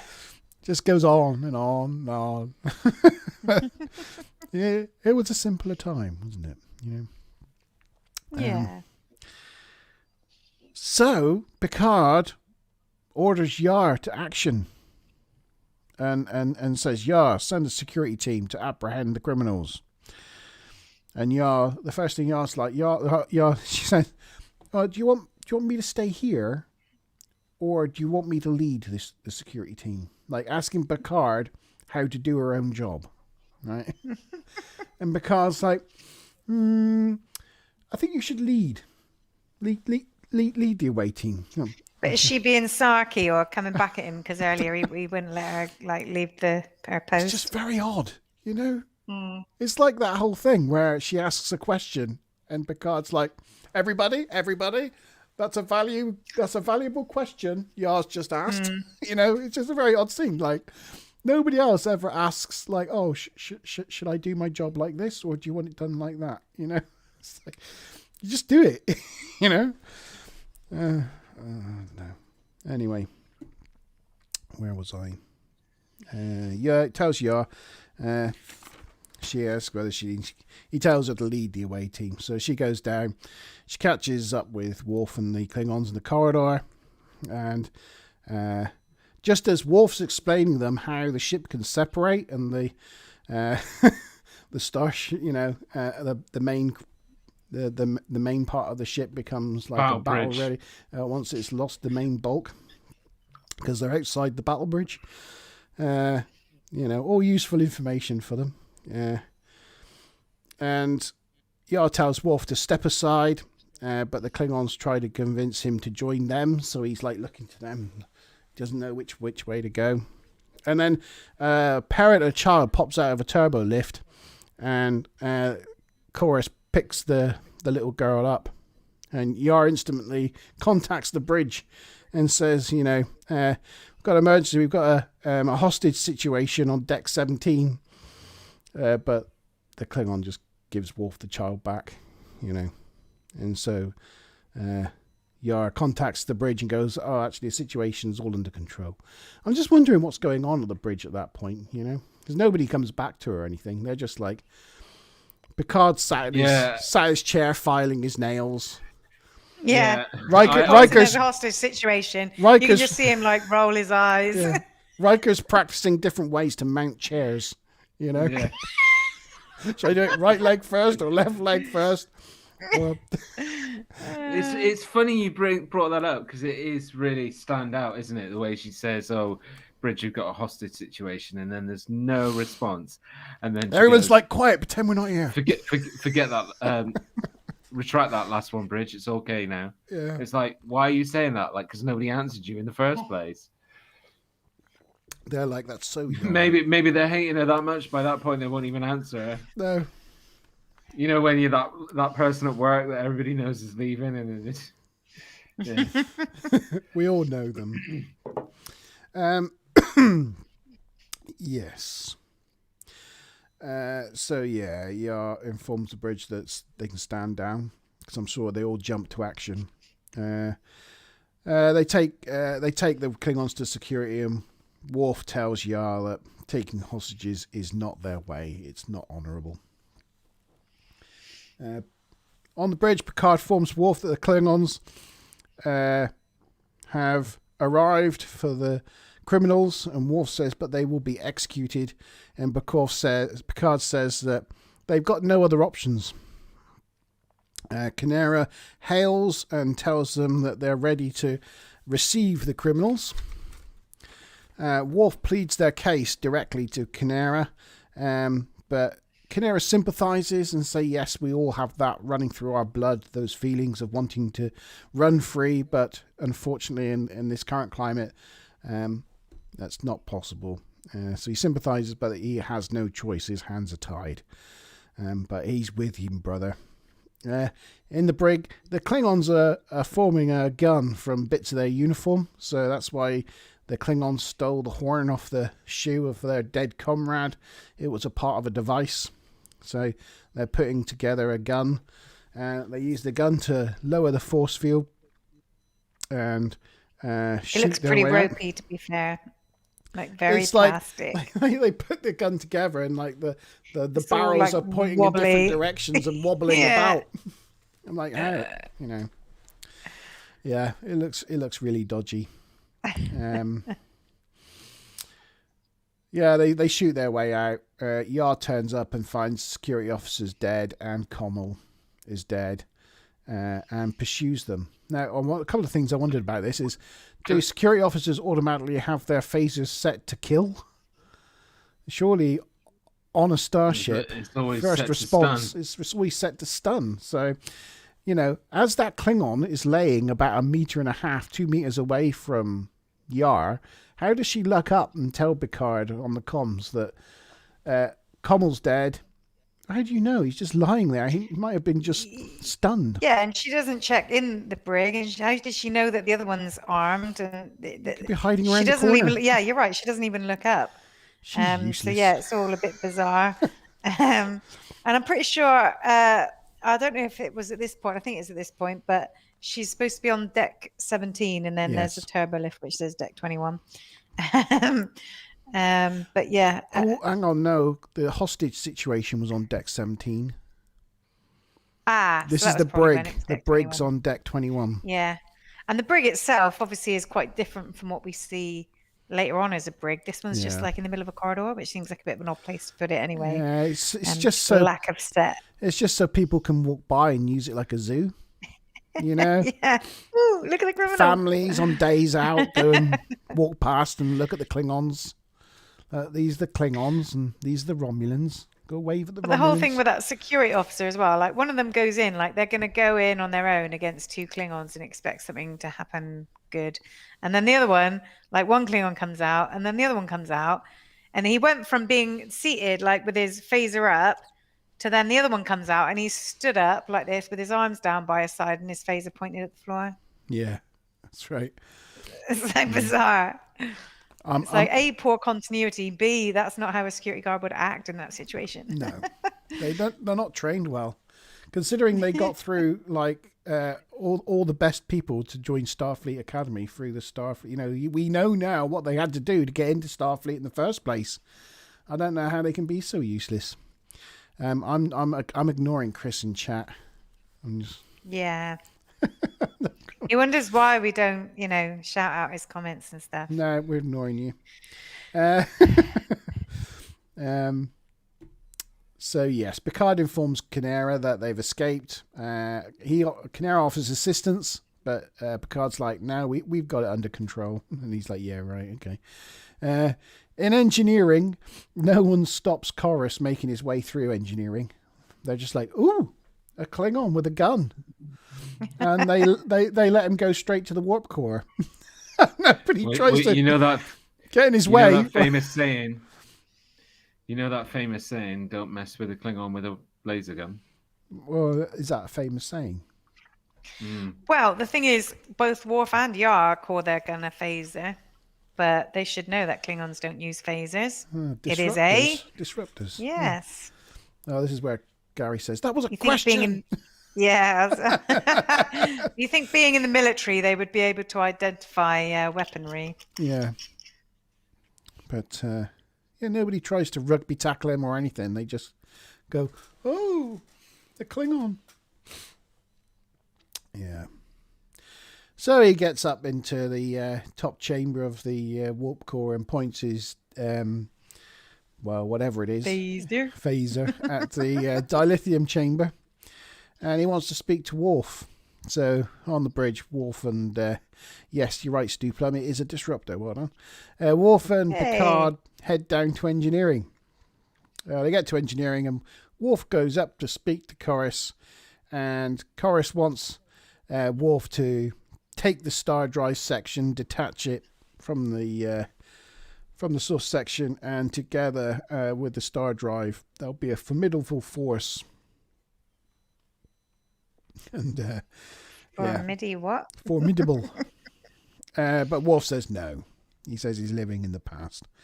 And he says you're looking for your battles in the wrong place, and the true test of a warrior is from within. And after some more back and forth of arguing, Chorus tells Worf that he's no Klingon, And Worf replies, "Perhaps you're right," and just shoots him dead there. And Chorus falls forward through the floor, smashing glass. Chorus says traitors of Kling. Traitors of Kling. Is that what he says? Yeah. Oh. He says, yeah, they're traitors of Kling, which apparently at the time, that's what they were potentially thinking of calling the Klingon homeworld. And then they later on changed their mind. They decided it sounded a bit weird. So when they did like Undiscovered Country, they made it Kronos, which I never realized how Kronos was spelt. I always kind of thought it was spelt with a K, but it's like QO. Quonos. Yeah. QO dash NOS. Quonos. Yeah, nice. Yeah, but yeah. So he said the traitors of Kling, because that's what was going to be the Klingon homeworld. It sounds very 60s Star Trek Kling, doesn't it? Yeah. Kind of makes sense though, because if you're on Kling, you're a Klingon. Glad it didn't stick. Yeah. Oh, glad the Klingons didn't. No. Yeah. Oh, boom, boom. It's all coming out now. I'm doing all that as well. He smashes through the floor, and he's dead. People go to. It's worse than that. He's dead. It's worse than that. He's dead. People go to rush in, but Picard holds them all back, and then he lets Worf come down, and Worf performs the Klingon thing, and he howls. So this is what I was going to say earlier, and I stopped myself from saying it. But I'd love to do a geeky thing of checking the sound of the decimals when there's the three of them doing the roar in Medbay, and then when Worf does his roar in Engineer. And I swear, the roar from just Worf is louder, and it echoes more in the actual show itself. Yeah, well, I think the warp core's got better acoustics. That could be it. I was thinking if I was stood there, if I was Picard watching him right there, I'd want to roar and join in, but it's probably cultural appropriation. Oh, Dad. But, Stu Plum. He fell through the floor because he couldn't cling on. No.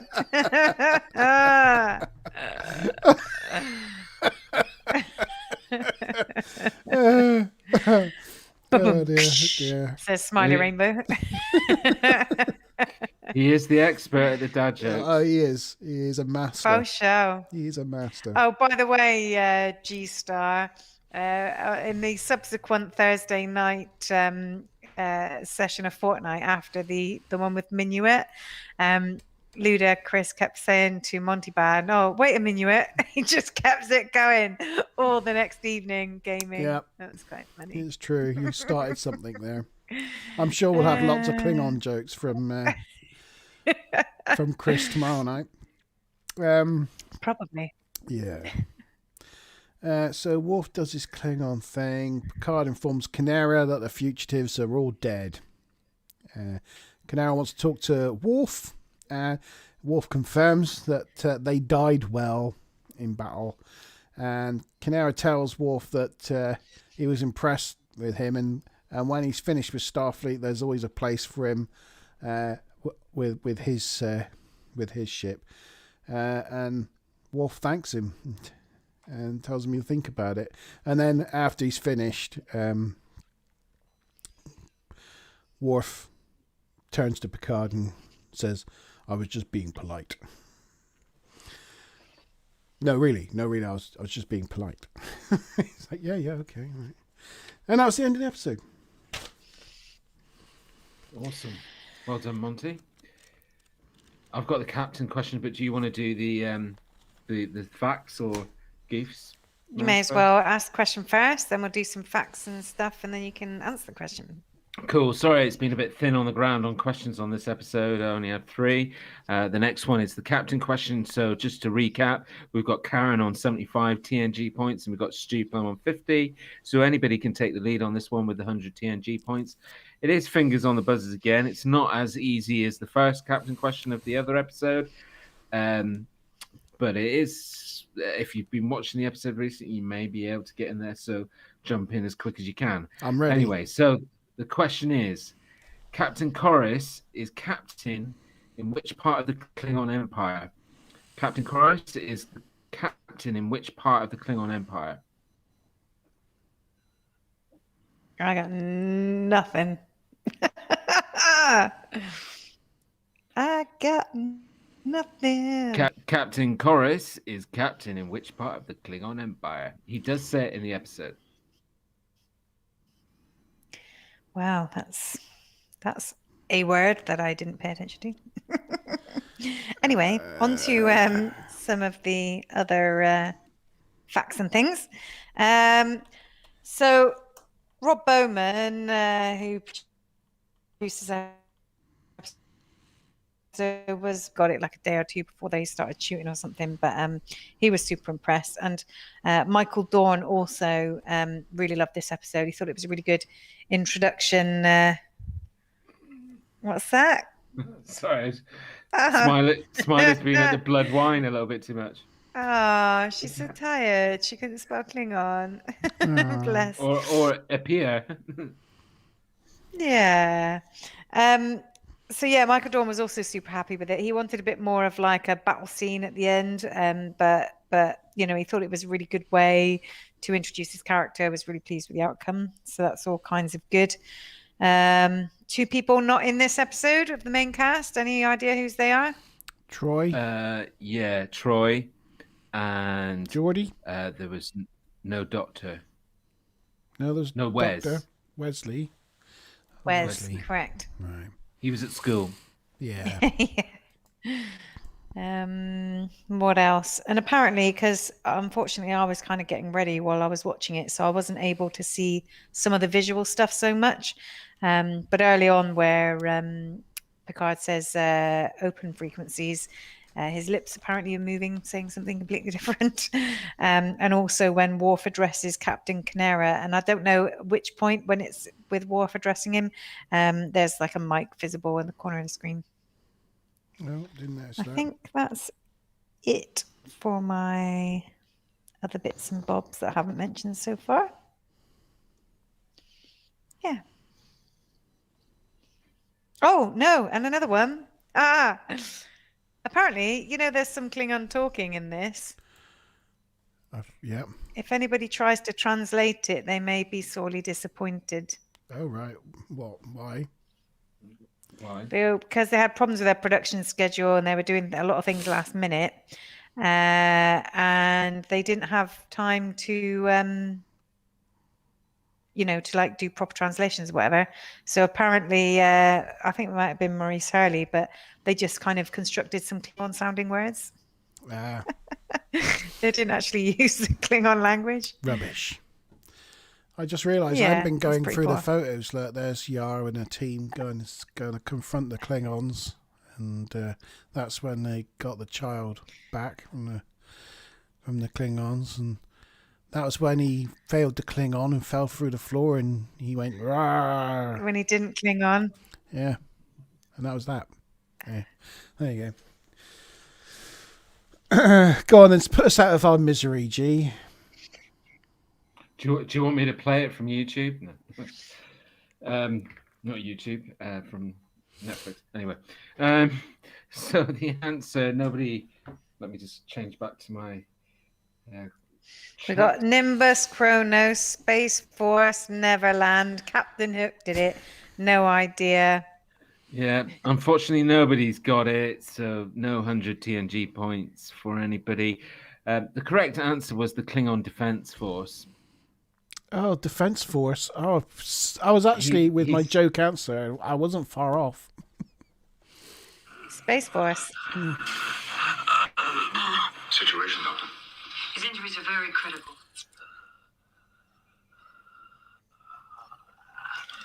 Probably get blocked for this. What are you doing? I don't know when it introduces it, so it doesn't matter. But yeah, it was the Klingon. I love the Defense way Force. she said, like, his injuries are severely critical. I mean, like, critical is critical. Like, you don't need to add. It's like a redundant term to say, like, it's severely critical. Yeah. Yeah, it's like bad, really bad. Massively huge. So for that episode, the point goes to Karen because Karen finished with 75 TNG points and Stu with 50. So the point for that episode goes to Karen. Whoa. That puts But Karen in the overall interestingly, lead. what does that do to the points overall this evening? I think we've got a draw. Oh, possibly overall this evening. 150, 150. Yeah. Yeah. If my memory brain is serving me correctly. We do it by episode, though, don't we? Not by show? Yeah, but at the end of tonight, we were going to do like whoever wins of the evening give them a special prize. But we have two winners. We have two winners, so we can give them both a special prize. We could, give them both the option of the special prize, or we're giving you an option of an optional special prize. Mazma Bob, do you want to tell them what they've won? What you've won is, if you would like, you can come on as a guest next week and chat about the episodes with us.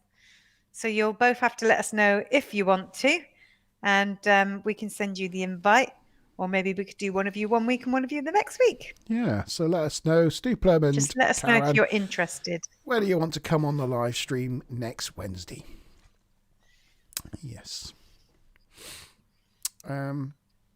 Yeah, so that means the total, I can put the, actually, I can put the thing. I'll say Stu Plum, though, comeback king after the first questions earlier, getting like a few wrong on the trot, and he came through to win the night, or joint win the night. Yeah, very, very good. Comeback kid. Good. Yep, so far then, we've got Stu Plum on 1.5 points. We've got Karen on 2 points, me on 1 point, Kazdi Kondo on 1 point, and Trailblazer on 1 point. So Karen is currently in the lead. What are our scores? Nice. In the lead overall, Kaz. Yeah. What are our scores? Right, so scoring the episode. 2 scores for me. Yeah, hard to pick. Put your scores in chat as well, guys. Scores in chat. Oh, Karen's up for next week. Cool. Karen's up for it. So that's good. I got my score. Say when. 1, 2, 3, go. 7 for me. 7 for me. I think it's a really good first Klingon episode. Yeah, it's one of my favorite episodes so far this season. I think the Klingons in it are pretty good because they're not too overly Klingon. You know, for a first outing of they're TNG kind of Klingons. Curious and yeah. I think the Klingon. Oh, hang on, I'm going to sneeze. Woohoo! Yeehaw! Gesundheit. And he's done. But yeah, I mean, for me, I thought, you know, most of the effects are pretty good, other than maybe, you know, the stuff with Geordie at the beginning, those body doubles. I thought the storyline was pretty good. I thought it felt quite epic. I think, yeah, I just really enjoyed the storyline. I like bringing in the Klingons. I like finding out Worf's backstory. I think Worf had, you know, quite a few good lines. I just, really enjoyed it. I thought the main Klingon, is it Chorus? He plays the main admiral in Star Trek Enterprise, I think. I didn't look that up, but I think I'm right in saying that. Yeah, I think he's been in a few different roles. I didn't really look at what they were, but yeah. Yeah. Yeah. So what was why are you underscoring that one then, G? Why is that one a 4? I'm not underscoring that one. That's just my score. I know, but out of 10, it's why below didn't you half. like it? It's why do you think it's below side. average episode? Well, it's, you know what me and Klingon storylines are like. I've never been a fan of the whole Klingon, any episodes that come in with Worf and stuff in it about Klingon stuff. I kind of switch out a little bit, so you'll find it hard for me to rate any episodes over a 5 or a 6 with Klingons in it. That's purely about Klingons. Basically, Gary's racist. Yeah. Yeah. No, I just think that Especially in TNG, they played it. If you were to death. replace everything you just said with like black people, that would be. Sorry, I can't. No, I'm not saying anything like that. It was just joke. But yeah, I get what you're saying. You're not into their culture or whatever, and you know. Some of my favorite episodes have got Worf in them, and it centers around Worf, like parallels and stuff like that. But I'm not a fan of the episodes that go back to Kronos and Klingon Empire and talking about Klingon culture. It's it's not my favorite part of the Star Trek franchise. No. It's a bit like with me, a few episodes ago, I was like, I just, data lore, or lore for me, like, I get it as a concept. I kind of like it as a concept, but there's something about those episodes I just like want to roll my eyes at. But yeah. Yeah. Night, Stu Plum. He's off.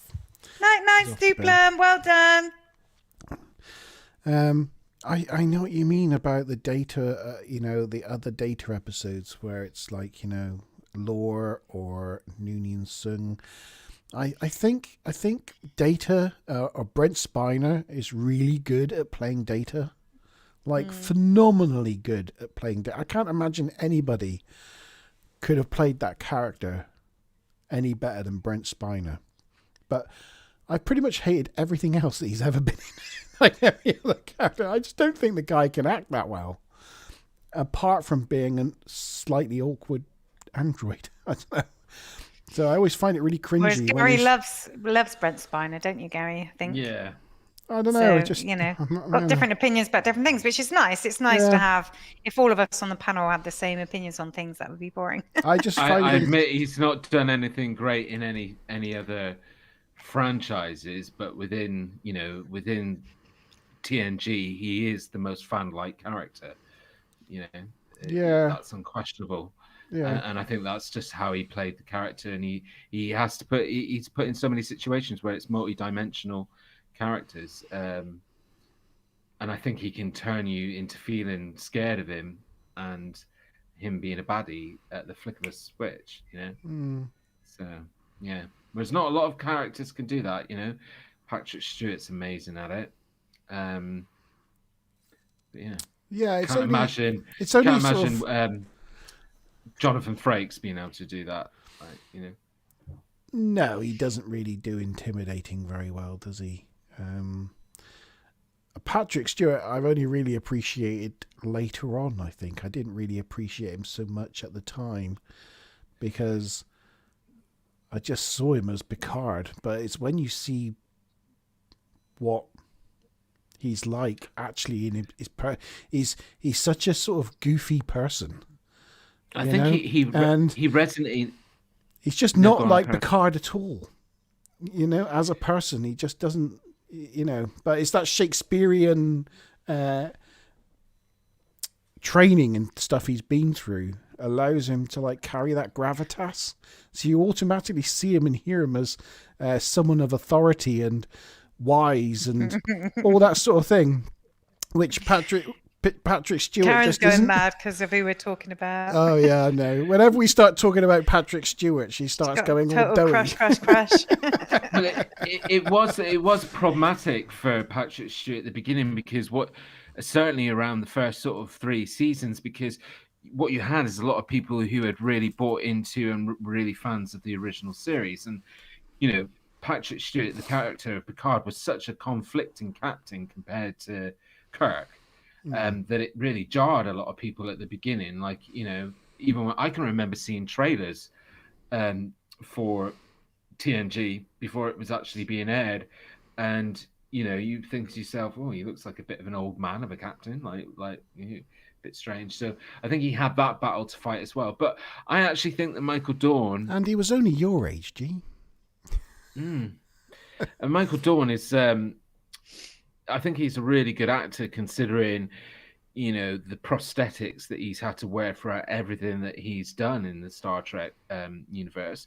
I think he definitely really got the character of Worf down for Deep Space Nine once he came back into that. But yeah, just I wasn't. See, later on in Deep Space Nine, I started going off his character a little bit. He became really grumpy and moany and annoying. But throughout TNG, I absolutely loved his character. And, you know, Mark knows this. I had a friend who painted a portrait of him. Mark got me like a little war figure. You know, he was my favorite character when I was younger, for sure. I know he's moany in Deep Space Nine, but he is such a great character. I mean, the scenes with him. He's a great character up to a point. It's just when him and Dax get towards being married, he turns into like a grumpy Victor Meldrew. I know, but I like their relationship. I loved all that. That was great. Yeah. I mean, I still, you know, and you know, Worf at the end of the day was, I think he was the one, other than Majel Barrett, the character that was in the most episodes of Star Trek ever. Yeah. I think they should. I think they should bring some of them back. You know, I mean, you know, I'm not going to get talking about Picard, but how much I dislike that series. But I just think they should just. You can call it fan service. You can call it whatever you like, but there are lots of actors out there who would love to reprise their roles, whether it be Wes or Geordi. Or, you know, you could have Captain Geordi with Wes as his first officer. You know, they have to go and help the Klingon Empire because Worf, who's now in charge of the Klingon Empire, has got problems or something. You know, they should just bring back, like, just give us what we want, Paramount, you know. Why, you know, it's not hard. You could print money with this franchise if you just give us what we want rather than give us not what we want. I don't know. I think there's a very common thing with you where it's like liking stuff in the past and not in the present. Well, no, I think it's not to do. No, that's nothing to do with that. I like modern things, you know, that like have a certain way about them. Things that have well written, like good characters. Things like the Orville. The Orville, amazing. Hold up. Round of applause for the Orville. The Orville is perfect Star Trek. It's just brilliant. Phenomenal. Because it's well written. But exactly what I've spent, Orville, 10, 15 years lusting after. The Orville has a side character who's not a main crew. He's not he's hardly in it really. He's just a background character who's a blob of slime who has more personality, backstory, story arc and redemption and relationships than the whole of Discovery and Picard put together, and he's a blob of slime. I disagree. I mean, if you got into TNG and loved TNG, it started from this season, and the story writing in this season is horrendous. It's so badly pitched together and got so many scientific errors about it, and you know, doesn't even fit with Star Trek lore. And yeah, but you know, you would say that Discovery's writing is worse than some of these episodes in season 1. Discovery writing is way worse than season 1 of TNG. Even though I never liked the season 1 of TNG, most Star Trek fans don't like season 1 of TNG. That's true. Nobody likes it really. There's some good episodes. There's some solid episodes, but in the main, but what I'm saying is you stuck with it. You stuck Everybody with it. stuck with it. But I didn't. By the end of season 2, the start of season 3 is a stormer. It's got some great, well-written stuff in it. Because by the time you get to a third season, you know the cast, they've got their backstories, they know what they're doing, it's solid, and that's when a season begins to flourish. And season 3 ended with a massive flourish, and Discovery just never ever went anywhere with any of its cast. And I couldn't stick with it. I just couldn't anymore. I tried. I got like part of the way through season 2 before I just couldn't anymore. Well, there's the age-old thing as well, is that I think it's made and pitched at a different generation, the same as TNG was pitched at a different, nobody that was around the time that Star Trek, the original series, didn't really like TNG. They would have sat there and moaned about TNG, saying it wasn't anywhere as good as the original series. I think it's just a generational thing. I agree with that. I think if you see if you see Discovery as a completely separate thing and you disregard the fact that it's anything to do with Star Trek, I think people could like it as a sci-fi series in its own right. But I think if you know anything about Star Trek, like the stories just don't make any sense and it just becomes annoying. The only people that watch it is a small percentage of old Star Trek fans who are just sticking with it through the love of Star Trek. It's found no new audience. Young people don't like it. Nobody likes it apart from. I've not looked at any demographics, so I can't comment. You look at the demographics from CBS, and no one watches. I mean, it's difficult to find out those numbers now because it's hidden behind, like Netflix don't release their figures. It's hidden behind CBS's streaming service, which has just been rebranded Paramount Plus in America. So you don't actually know. Netflix don't publish them and CBS don't publish them, but it is now free to air in America, and we can see what those demographic figures are. And it's by law they have to publish all their figures in Canada, so we know what the figures are in Canada, and we know from what we can get that nobody watches it, and those that do watch it are old Star Trek fans who are just sticking with it because they're masochistic. It's not found a new audience. The only thing that has found a new audience is Lower Decks. Lower Decks, amazing. Which is the most Star Trek-y thing that they've created so far, even though it's just a sort of Mick take of TNG. It's just so funny though. And, it's more like the Orville, which is exactly what I think they should be aiming at. It's something a bit more lighthearted, a bit more, just all this dramatic, dark stuff is all just a bit like, ugh. I just think something that is more fun and engaging, it's got to be the way to go. Yeah, and that's what you find. That's where you'll find a younger audience. Yeah. Especially anyway, with it being more you said you weren't going to rant about Discovery and stuff. I try not to. Then we did. Yeah. So we got a score of 6 for that episode, which puts it pretty much in the middle. It's quite high. I think Ludacris is also tired because he says they need to get baby yoga in. Baby yoga. Baby yoga. Is this like tiny little cat's pose or warrior pose? His comments are just all over the place, aren't they? I mean, there was one before that going Coming to America too. Yeah. We watched it on the day it came out last Friday. It was pretty good, actually. We enjoyed it. He's just trying to promote it. Right. I don't think he needs to. I think Amazon are doing a pretty good job of promoting it. It was pretty good fun. There are all sorts of people in it that I didn't expect to see in it. It's pretty fun. Yeah. See, it's got Wesley Snipes in it as the bad guy. Yeah, it's got what's he called? Thingy Morgan. Morgan Freeman. It is funny. It is a really good film, but as they joke in it, they even say the line, sequels aren't as good as the original. And it's totally tongue in cheek. They bring back literally every character from the I can't think of a single character that they didn't bring back from the first one. And it was so crazy. Awesome to see James Earl Jones as well. Oh, yeah. That was cool. Did you know that they never filmed that scene in the same room? Eddie Murphy and James Earl Jones were never in the same room together. What, because of COVID?